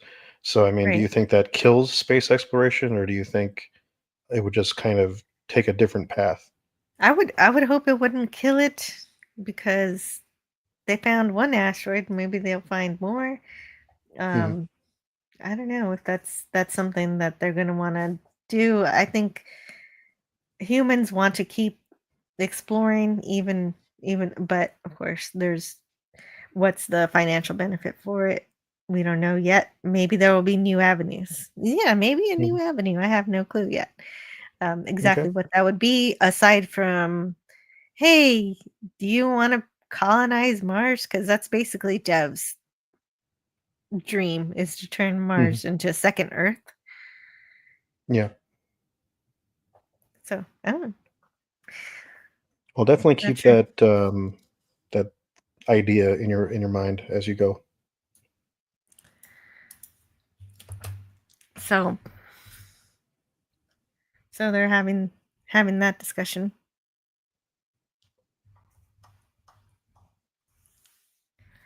And well, hopefully they're getting their math right. I think earlier Aleda had a chalkboard or whiteboard with a bunch of orbital mechanics equations on it, and hopefully they get their math right Hmm. because because playing with asteroids seems a bit risky. As we've seen Obviously, in the beginning. Yeah. yeah, as we saw at the beginning of the season, just having one unit conversion error destroyed everything. Hmm. And Ed's talking to Ilya and about his smuggling. But also Miles goes into the loading bay, but um he's told that he's not as non-essential anymore and he's no longer wanted because Ilya knows about his secret operations. And Petros roughs him up a bit and says that you're risking Ilya's business, and so you've got to go. You're non-essential personnel. So that's what begins Miles' decision to turn on Ilya. But we're distracted for a minute. Oh, there it is. There's the equations. I was waiting for those. Let me see. Let me highlight where I am here for just a second. Highlighting 20 trillion. Hold on, okay, so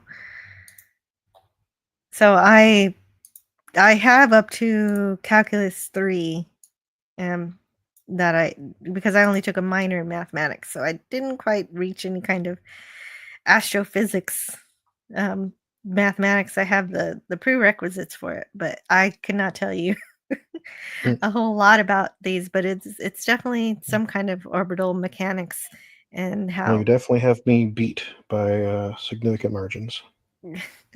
I still couldn't say, but definitely looks like quite a bit of trigonometry going on here with the cosine and Yeah, I think at some point here I'm going to take a trigonometry class, but I think that's going to be the extent of my math. Oh, you're gonna take trig? Okay, yeah, no, it'll be great. Yeah. It's or pre-calculus. Well, I mean, Sometimes, Mhm. yeah, because I remember my pre-calculus class had a lot of trig in it. Yeah, I think my goal is to get my 4th Associate of Arts degree in physical science, and one of the classes I can take for that, or one of the things they have as a requirement, is to take at least 5 units, and I don't have quite 5 units, so I need to take a trig to fill that in. But I could do a different math thing, but I want to reduce how much math I have to do, so That makes we'll sense. see. Yeah, do what you got to do.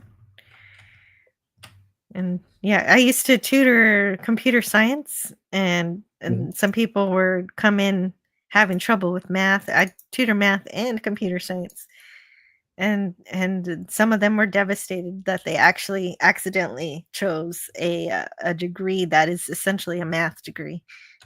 If you're doing computer science, you basically already have a math degree, and that's Yeah. why it was so easy to get a math minor. It's because it's already basically what Yeah. you're dealing with. Yeah, makes sense. Oh no, I need to find where I was because I put those I put my notes on a little mixed up. So let me find where I was.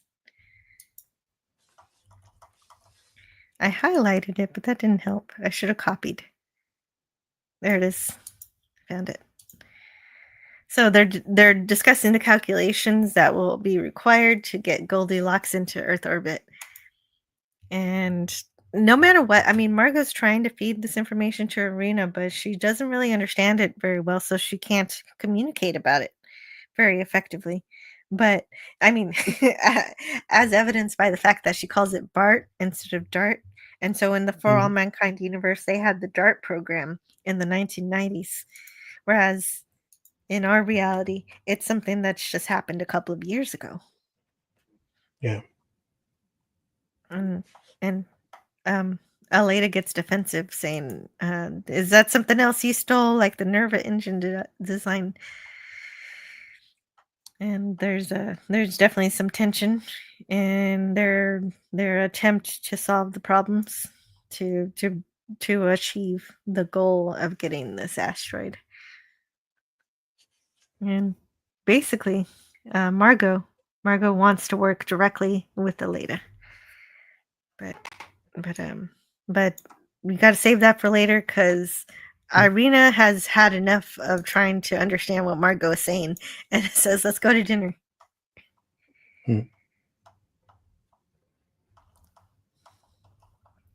But that's cool. Yeah, I remember hearing about the DART program and thinking, "Whoa, that's kind of freaky that we're smashing into an asteroid trying to see what we can do to change the orbit, if we can actually change the orbit of an asteroid." And I think in fact they did.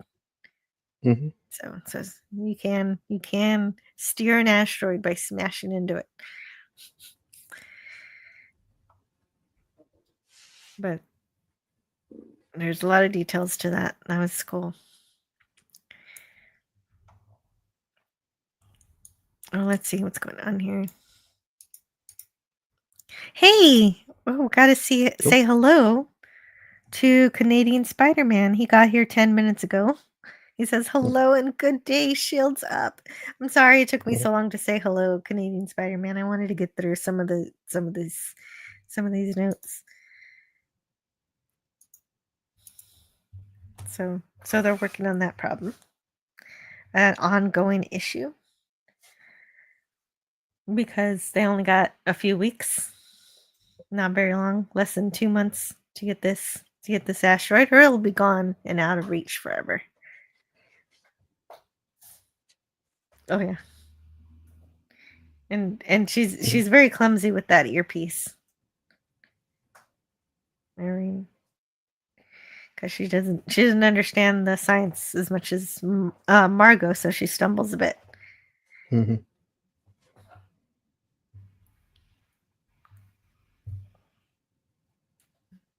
And Ed still thinks that he's on vacation or something, but now he's told.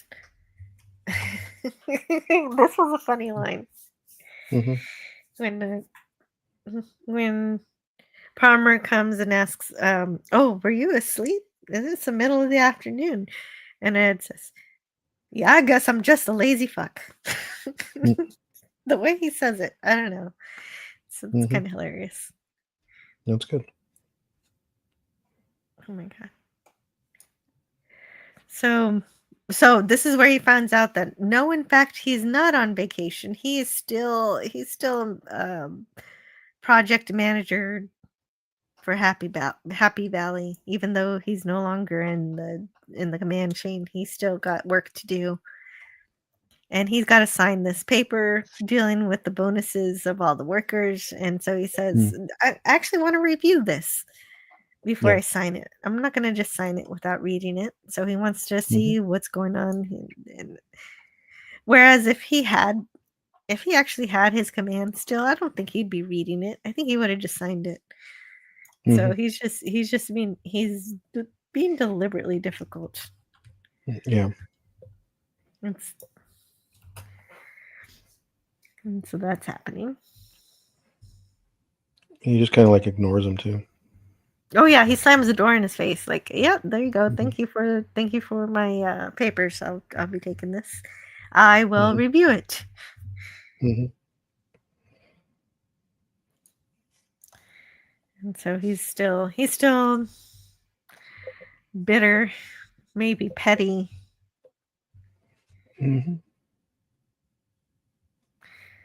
And they're back with Margot. Margot saying, "Hey, I've got to work on this with Leda, or we're not going to figure this out."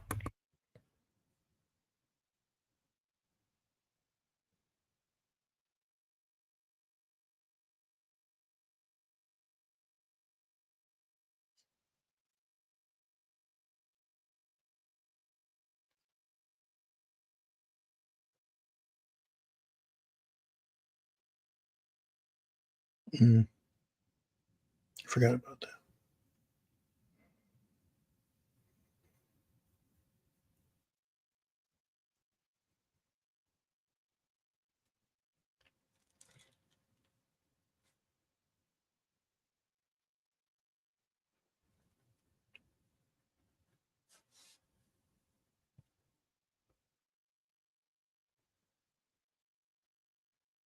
Did I lose you, Joe?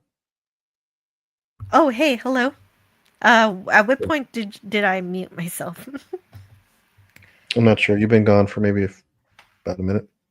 A minute? Oh my god.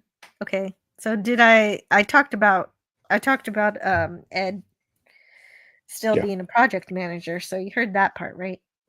Yeah. So he's a project manager. He's not going to sign the papers. So he's taking what little power he has left and using the power of bureaucracy to say, to have a kind of voice. And so I guess that makes sense.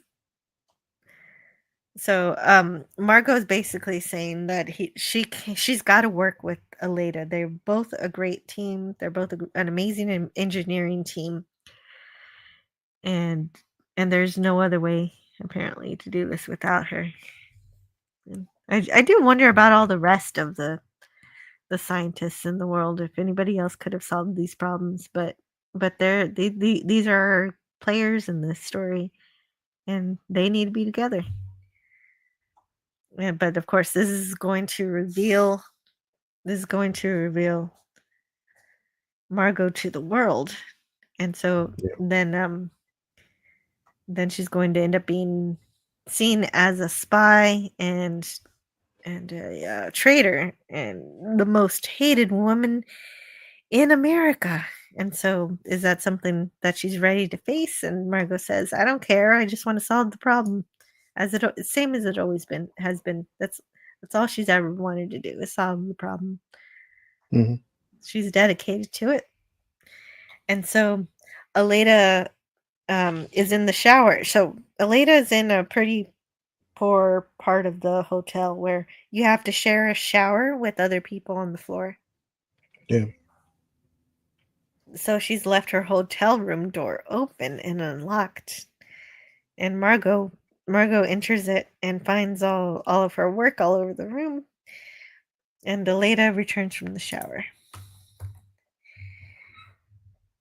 And she has really neat handwriting and gives Margot the best, a great hug, and embraces her.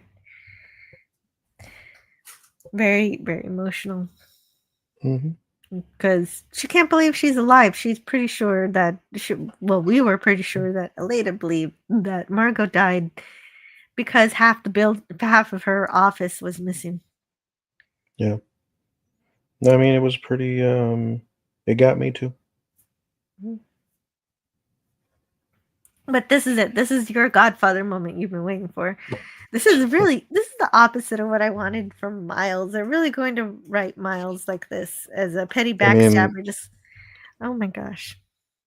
I don't know. I mean, for me, it was like, it wasn't like he was doing it for no reason. It was like he felt that he needed to like exert some kind of control over a situation, and so he had to do it as best he could. And I think that was just a means to an end. But now he has North Korean muscle, which is kind of crazy. It is crazy. I didn't think Miles is doing this for no reason, but Ilya cut him out of the smuggling operations, obviously, and he wants to keep funneling money to his family, and so thus being cut off from that eventuality, he does. But he takes treachery as his as his avenue for taking control, and I don't like it. I'm disappointed that he turns into a slime ball, honestly. And I don't know. I really wanted to like Miles. I want him to be a crime boss. Anyway, I can see he's trying to manipulate the situation to his benefit to send his family money and stuff. But I don't like it. So yes, he does. Well, I'm kind of curious. Miles starts the North Korean mafia. Well, he's gonna. At least that's what I'm thinking. I mean, there's a lot of people who go and say that For All Mankind essentially is like an Expanse prequel, and I guess in terms of like solar system expansion, I suppose you can kind of link the two together that way.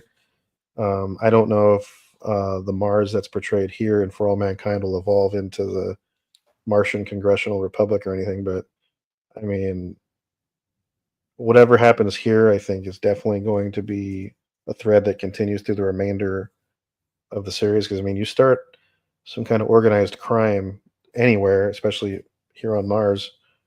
I don't see that disappearing anytime soon. But it'll be interesting to see where Miles ends up with that. Well, what's interesting about it is the parallel between Miles doing these crime ventures and Samantha starting unionization on her end. So how do those two meet at some point is what I want to see. But of course, that's exactly what I don't know. He knows what he wants.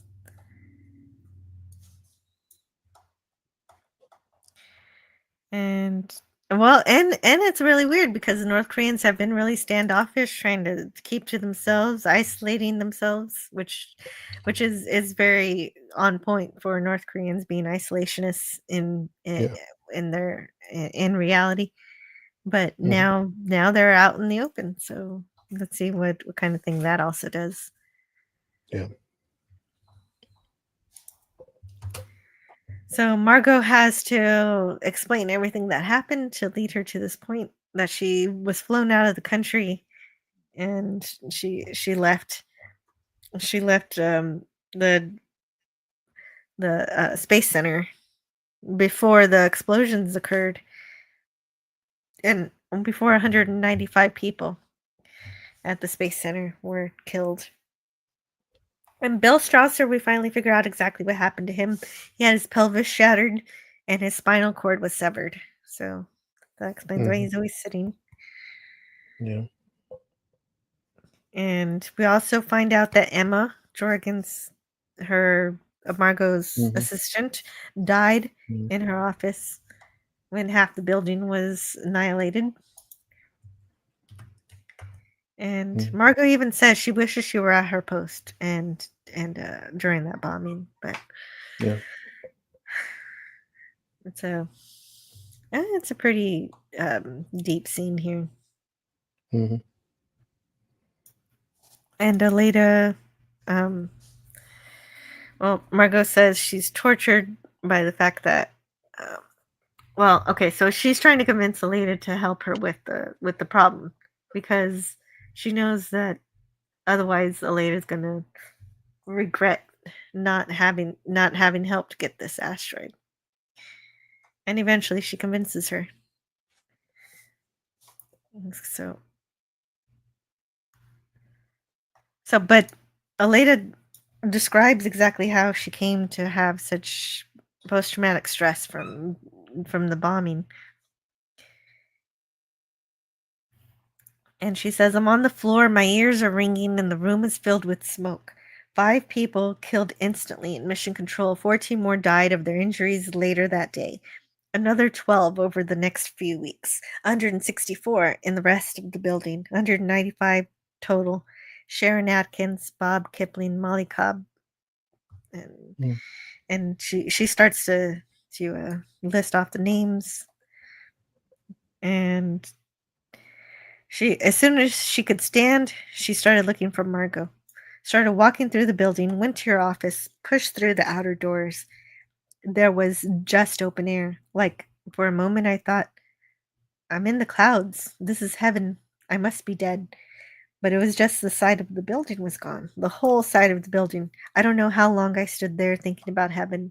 And I hoped, and I prayed that you were in heaven too.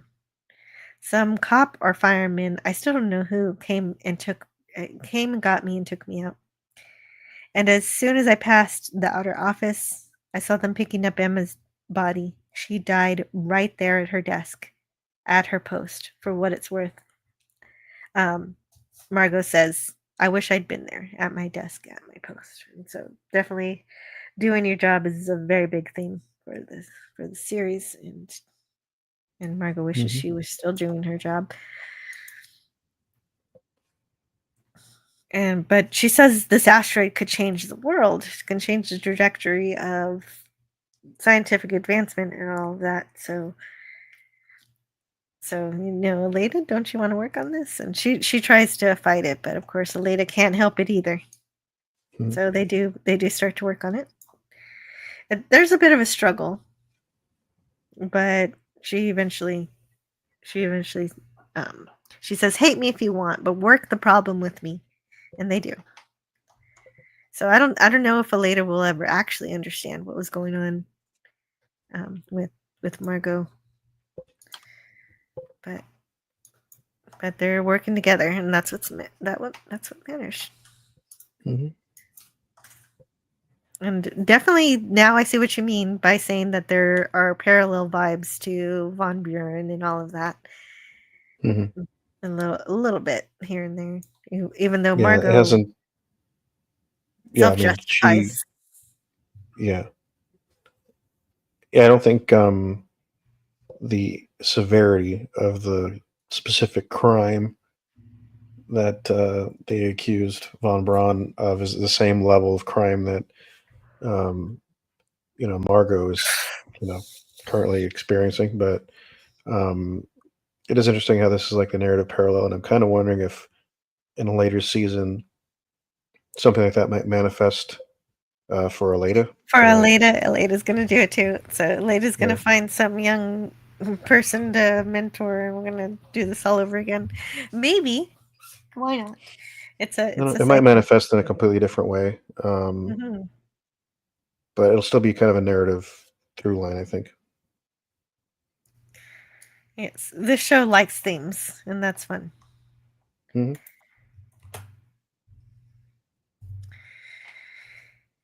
And so they're starting to work on that. Meanwhile, Ilya is learning that Miles is now in control with the North Korean. I guess maybe Lee's really in control. Who's in control? Is it Miles or is it Lee? Hmm.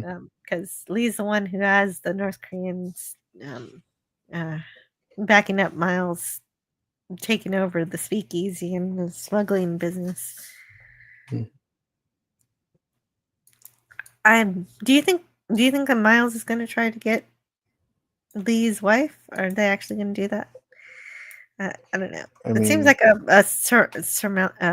insurmountable ask.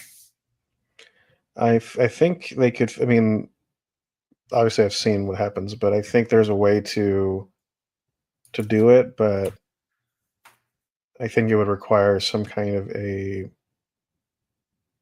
like group of people on the ground in North Korea making the moves, and Hmm. then people in between the line making sure that his wife was able to get on a transport to get to Mars, and then yeah, I mean, that's pretty much the only thing. You need to get people on the ground, and then get her on the transport, and then bring her from the transport to Lee, and that's it. I mean, that's a lot easier said than done, obviously, but I mean, Yeah, I think you I know, would think it's a lot easier to escape from North Korea and be somewhere safe than to get to Mars. yeah, because I mean, But not only do you got to be smuggled out of North Korea, but you got to get smuggled out to somewhere where you can get on the launcher to the transport, and so like a lot can happen in like, what between. is the purpose of secretly getting his wife to Mars rather than just a safe place on Earth? I I don't. mean, I think he just wants to be with her, and I think he's of the impression that because he was stranded so long on Mars, that I think he's starting to kind of buy into the idea that Mars is now his home, and so now that that's home, he wants her to be with Mhm. him. So that's the way I'm kind of interpreting it. But That makes sense. That makes sense. Just like Kelly wants to bring her son to Mars. yeah, Or we're basically I seeing the suppose first so. people who are The going to be like the permanent, colonizers, the colonizers basically of Mars. Makes settlers sense. of Mars, essentially. So Samantha's also working on unionizing, and Ed interrupts the party and says, "Hey, I've got some information here that your bonuses are being cut. You're not going to get as much bonuses. Instead of 20,000, you're getting 5,000." And then they find out that this is actually the contracts are actually allowed to be changed at any time. Hmm. So they realize they need a union to have rights because as we previously established, the workers on Mars are basically indentured servants.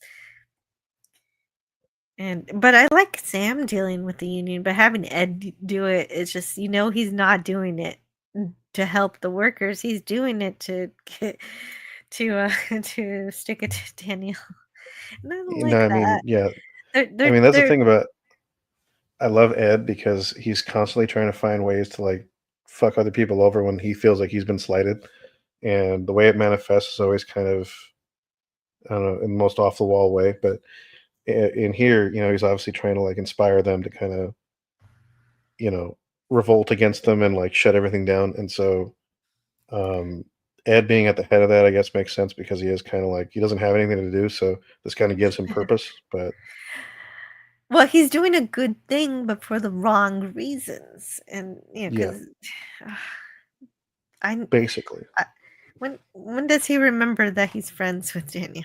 I don't, Hmm. I want him to stick by her. And Hmm.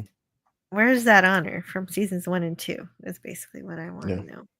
Hmm. But that's happening. It needed to happen, and hopefully, yeah. So hopefully, Ed doing it, even though he's doing it for the wrong reasons, hopefully he really does help them get Yeah. what they deserve.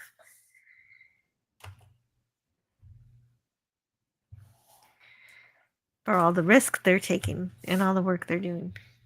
Hmm. And then we find, and then, so we're nearing the end of the episode. Okay, so everybody's excited to go on strike. So that's the start of that. And Margot announces to the world that she's alive.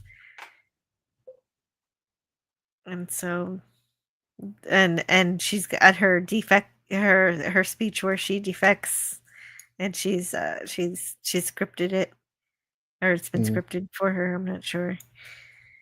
Yeah. And, well, and that's it. And there you have it. Those are basically our episodes. We completely forgot about the problem of the Kronos asteroid because Margot figured it out, and I suppose that report must have been released, and everybody already dealt with that off camera, and everyone's on Hmm. the same page with that issue. And that issue won't come up again because Arena took care of the man who was responsible. However, the Hmm. man who took responsibility was covering for someone on his team who actually made the conversion error. And I'm Hmm. guessing that's probably that lady whose name I forgot, the one who helped Marco get coffee with those washers instead of the coins. Right. Russian Aleda. Yeah, Russian Alita. But we forgot about Russian Alita because Miles is busy starting the North Korean Mars Mafia. So while Miles Yeah. is becoming a crime boss, Ed is co-opting the good efforts of unionizing the Mars workers for his own benefit, Hmm. or for spite. And so, Hmm. why are they? I don't know. I don't know if I like that direction with Ed, but he's a grumpy old man now. I guess I have to live with it. Anger is what No, keeps him alive. no more hi Bob anymore. I'm so sad. Yeah. But We'll get there. at least what I've been waiting for forever finally happened, and this is something I've been waiting since last season for the confrontation between Margot and Alita. Mm. And so that hug was worth watching both of those episodes. And so I'm glad to hear. so do you have any closing thoughts on the 2 episodes we discussed today?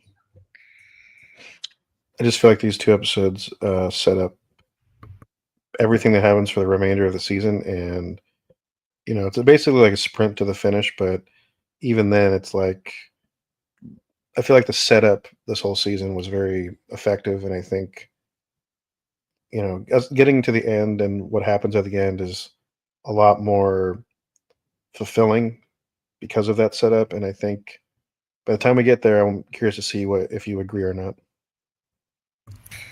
Yeah, me too. But I did experience it the way I did, and I enjoyed much of it. Do Mhm. the Evolution is here. Hello. Do the Evolution, my favorite dinosaur. How are you? He says, it reminds me of Red Faction.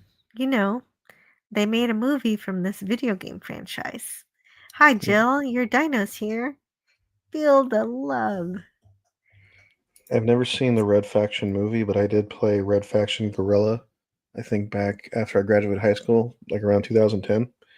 And it was pretty fun. But it's basically kind of the same thing where, it's kind of like this workers' revolution on Mars. They're kind of trying to rebel against this oppressive, tyrannical Earth government.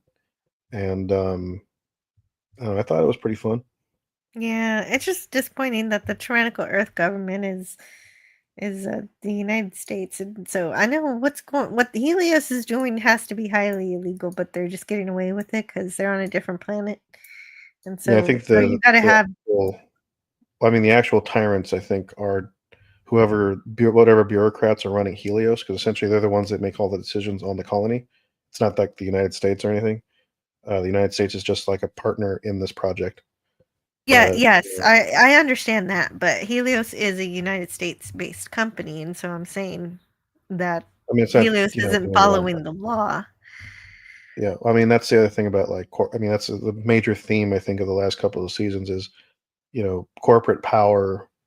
When it manifests in space in that way. I mean, Helios is essentially the only space company we've heard about so far in this series, and much like SpaceX, it's kind of like dominating the field. So it's like the only game in town for a lot of people trying to go into space. So I mean, in that way, it's kind of a it's kind of like a Hydra in a way because it's got so many things. It's got stuff on the moon. It's got stuff on Mars. It's even like references some space stations in Earth orbit. So it's got all these different appendages, and so I don't think there's even any competitors that we've heard about just yet. But kind of wondering if we'll ever actually see one. Yeah, that would be interesting. They definitely need one besides NASA. Yeah. So, which is the government. So, Mhm. Do the Evolution also says there is a TV series that came out. I don't know if it was made for Sci-Fi Channel or what, but it was called Space Above and Beyond. Mhm. Truly a show that didn't pull its punches. Do you know about that one? Oh yeah, that's one of my favorites. Oh, oh really? What did you Yeah, like I missed about it? that show. Well, it was actually the first, I believe, science fiction space television show that portrayed like a full out like space war because you had U.S. Marine Corps troopers going on to different planets and fighting this alien species that was kind of like it was kind of World War II in space, but because Earth has its carriers and all these other military assets, and so um, I think the problem with that show is that I think it couldn't find an audience because I think there were some people who thought it was too war for the space audience, and then it was too space for the war audience. So um, They couldn't strike a yeah, I think balance. it couldn't strike a balance, but I think it's gotten better with time and over the years. People have gone to appreciate it. It's kind of like one of those like one season wonders where it's like it was so great and they canceled it. Why did they cancel it? But no, it was not on Sci-Fi Channel. It did air reruns on Sci-Fi Channel, but it first aired on Fox, and so that's where Fox kind of became the king of cancellation. Yeah, and then but sci-fi ever since then though, the Sci-Fi Channel's also done that also. But usually they let it go for maybe 2 or 3 seasons and then cancel it. But Vox cancels in the first season. Yes, that does sound about right. Mhm. Yeah, I mean, I think this was like the start of those dominoes because I think you have that fall, and then Firefly in 2002 that goes after a season, and then kind of gets crazier after that. But Mhm. essentially, but no, I recommend Space Above and Beyond. I think everyone should go check it out if you want because it's kind of a not only is it a war uh, science fiction show, but it's not like Starship Troopers where it's kind of like making fun of fascism. It's more of like this is a war. This is what the cost of war is, and like how do people deal with it, and how does it affect the actual person in the war. Okay. So it's not a satire. It takes things a little more seriously. That sounds good. Oh yeah, absolutely.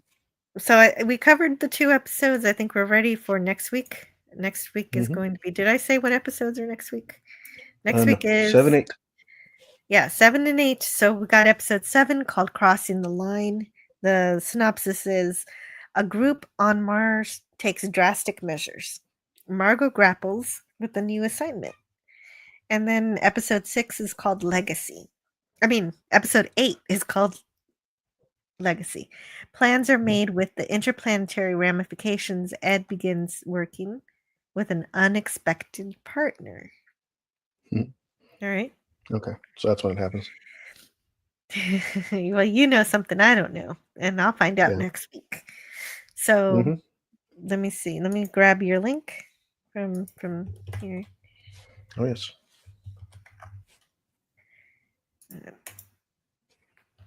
Admiral Levi right here. There you go. So if you could, please tell me about what you have coming up on your channel or what you want to share with the internet this week. Well, will do. Well, on YouTube, we will be diving into Arthurian legends as part of our fantasy month, and yeah, the week after that, we'll go over Avatar: The Last Airbender and kind of explore that a little bit. And then it'll be the end of fantasy month, and then I'll be kind of wrapping up with another couple episodes, and then we'll be done for a little bit, and then we'll come back in the middle of January with a whole revamp of the show and my channel, and so that'll be exciting. And yeah, I hope you guys come along. Very good, very good. And check you out at the Phil1 on Twitter also. That'll be good. Exactly. And Friday. Yeah, Oh, we just hit hit ahead. 1,500 followers on Twitter, so Oh wow, we're great getting there. job. Yeah, we're getting there. Good news. That's really amazing. On Friday, I'm going to be reviewing Star Trek: The Next Generation episode Best of Both Worlds, and so that's going to be a lot of fun. I'm going to do both parts. Nice. And then on Saturday is my monthly shore leave on Saturday night so that I can say hello to some of my subscribers who only show up who can't show up during my daytime streams can actually say hello to me on Saturday night. So that'll be fun too. Good. And that's what we've got going. And of course, For All Mankind continues on Tuesday until we finish. We only have another couple of weeks left? 7, 8, 9, 10? Yeah. Just 2 more shows and we'll be done. Yeah, we'll be done right before Thanksgiving, I think. Yeah. Yes, we're going to finish on 26th, which is perfect because the next day I'll be traveling. So it'll be I'll be able to get one more show in, and I won't be streaming on that particular Friday. Okay. Yeah, I think I might pre-record a episode for my channel and then dump a surprise thing on that Friday. But yeah, that's something I should think about doing too. That's a good idea. Yeah. Do the Evolution 78 says Starlink Group 9-1 launch. Do you know? There's about 4,000 of those satellites in low orbit that use LOS or line of sight. When those things burn up, it causes damage to the ozone layer. Oh no, that's not good. Yeah, space trash is increasingly, I imagine, will increasingly become more of an issue. Yeah. Do we have an update for our fellow astronauts up there up in space? Oh well, I figure they're gonna be up there for the holidays. I don't know. I didn't get an update for them. I should have. You're right. Let's see if there's something new. Well, if anybody's on the West Coast tonight, there is a Starlink Group 9/11 launch at 8:21 PST. So I'm going to try to watch that because it's over here at Vandenberg. Oh, they're launching southeast. I'll be able to see it. Cool. Oh, okay. Well, if you go to PBS, they have they're discussing the 235-day mission, the SpaceX Crew mission, and I do know that the Starliner astronauts are helping the SpaceX Crew with that stuff. I think because of course you got to keep everybody busy and happy. Yeah. And I don't know. Just 4 days ago, it says they're in good health. So okay, this is a more recent article about it. That's good. And so they undergo medical evaluations, and flight surgeons say they're looking good. Yep. Very good. So a week-long mission turned into, I think, almost a year. Yeah. So long stays and low gravity, obviously, yeah, that can lead to loss in muscle mass and bone density.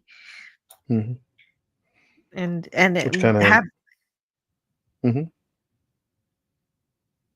having you're saying? having them stuck in space for 8 months, that's going to have an effect on that.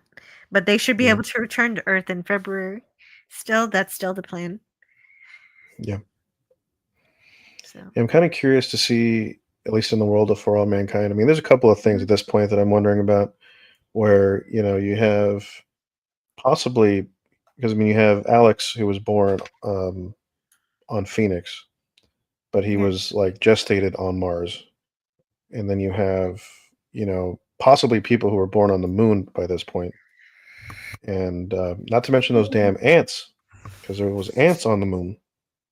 Yeah, are we ever going to revisit those ants? I always want to know. Exactly. But that is a good point about Alex, because he was born in orbit of Mars, and when he got back to Earth, he was having issues. He's having health issues, and then Yeah. Kelly says, actually, bringing him back to Mars might actually help his health issues, and maybe that's because Alex was always meant to be a Martian all along. Mhm. Yeah, the Martian was actually him the whole time. She was trying to find life, but she ended up creating it Oh, on Mars. there we go. So, Huh. yeah. Yeah, there you go. So the SpaceX Dragon should bring the crew back home in February. That'll be good. Williams and Wilmore. Mm-hmm. Home at last at that point. Yeah, that's basically the update. I think I don't see anything else here. Okay. Well, just fun fact, I did go and I ran it through ChatGPT because I was curious about something. I was like, Sure. what would happen if you would put like black ants in a ant farm, and then it broke and then they kind of disappeared? What would, like 50 years down the road, what would they turn into? And apparently the AI suggested that they would probably look as big as like potato bugs. I don't know if you know how big those are, but that's quite a large change from a little black ant to a big potato bug. Yeah, it's And kind of freaky. That was yeah, imagine those things like running around the moon base. That creeped me out, man. But I mean, I think they would have to be, because it was also saying that they would evolve to be like thinner. So like No, you could stop. like touch them and they would break. No, I don't want to touch them. Stop. Oh. So I'm just saying, I want to see the lunar black ants and see what happens to them. Yeah. I have wanted to see some kind of weird mutation with the ants as they adapt to the moon the moon environment.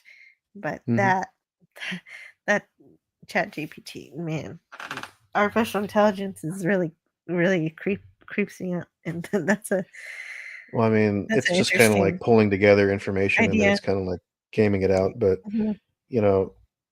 I would really be interested to see how that. I mean, we haven't seen that yet in the show, so that's one spoiler I can reveal, is that we don't go back to Right, the moon, and we don't see anything on the moon.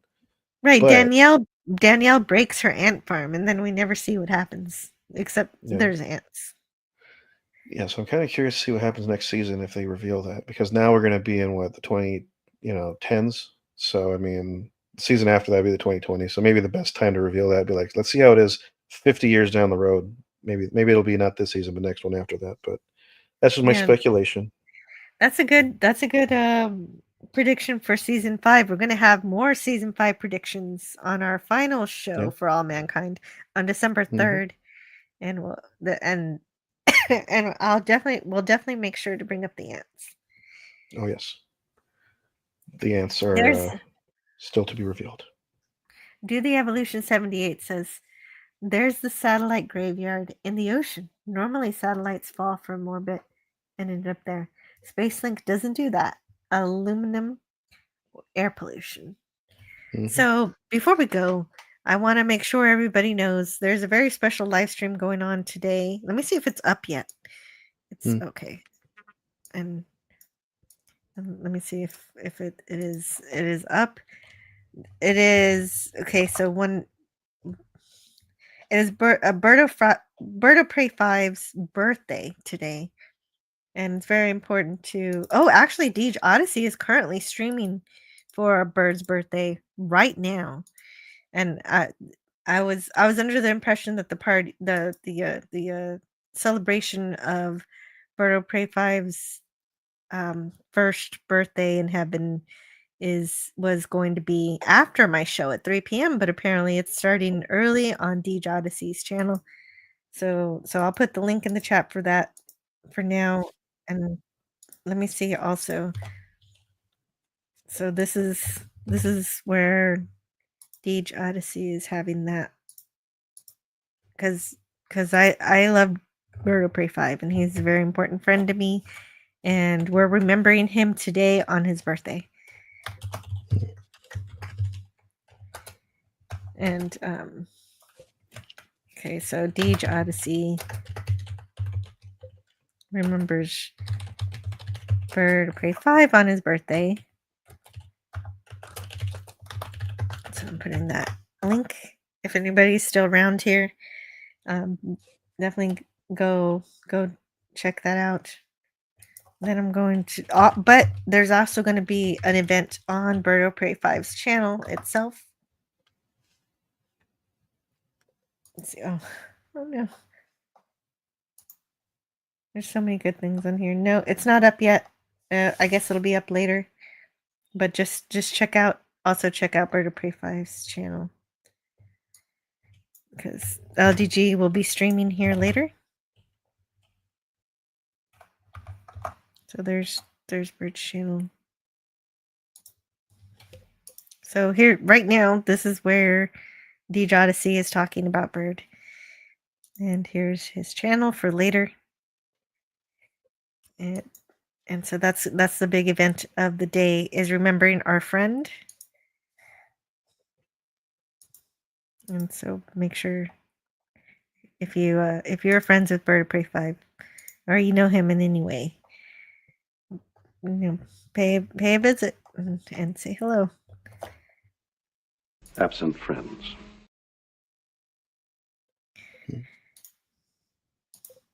And so that'll be today. And I hope everyone here who is still here has a really great Tuesday. Also, anybody who listens on the replay. I do know I do have quite a few people on the replay, so I definitely appreciate you too. I appreciate you coming back from the future to the past here in this live stream to check out what we have to say about For All Mankind. Do the Evolution Says the Best of Both Worlds. Love that TNG episode. I do too. And a lot of people say that's the turning point in the next generation. It's great having both of you here today. Thanks for the stream. I appreciate you too. Do the Evolution. I'm so happy to see you. Mm-hmm. Thanks, Jack. Scotty, in Argelia they use the lights. Now, no one has to tell an old Aberdeen pub crawler how to applaud, Captain.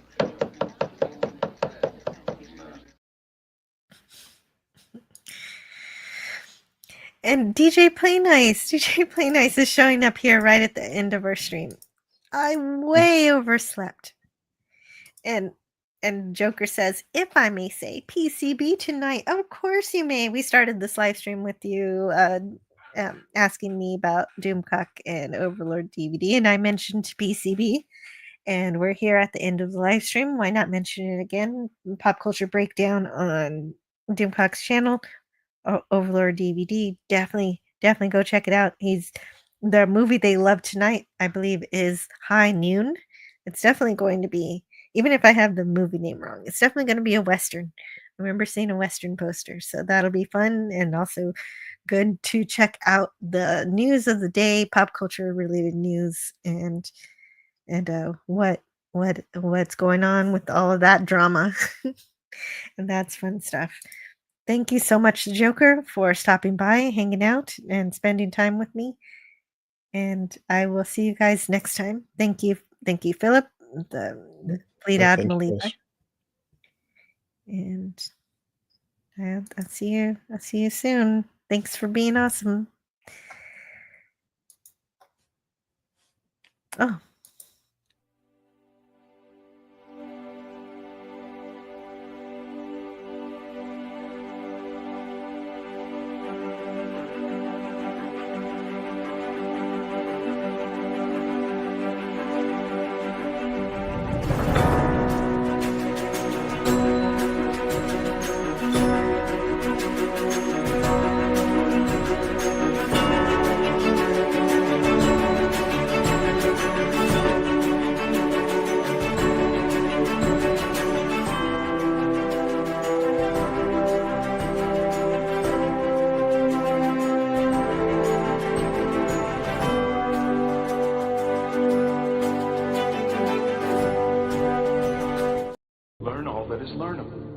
and the ways our differences combine to create meaning and beauty.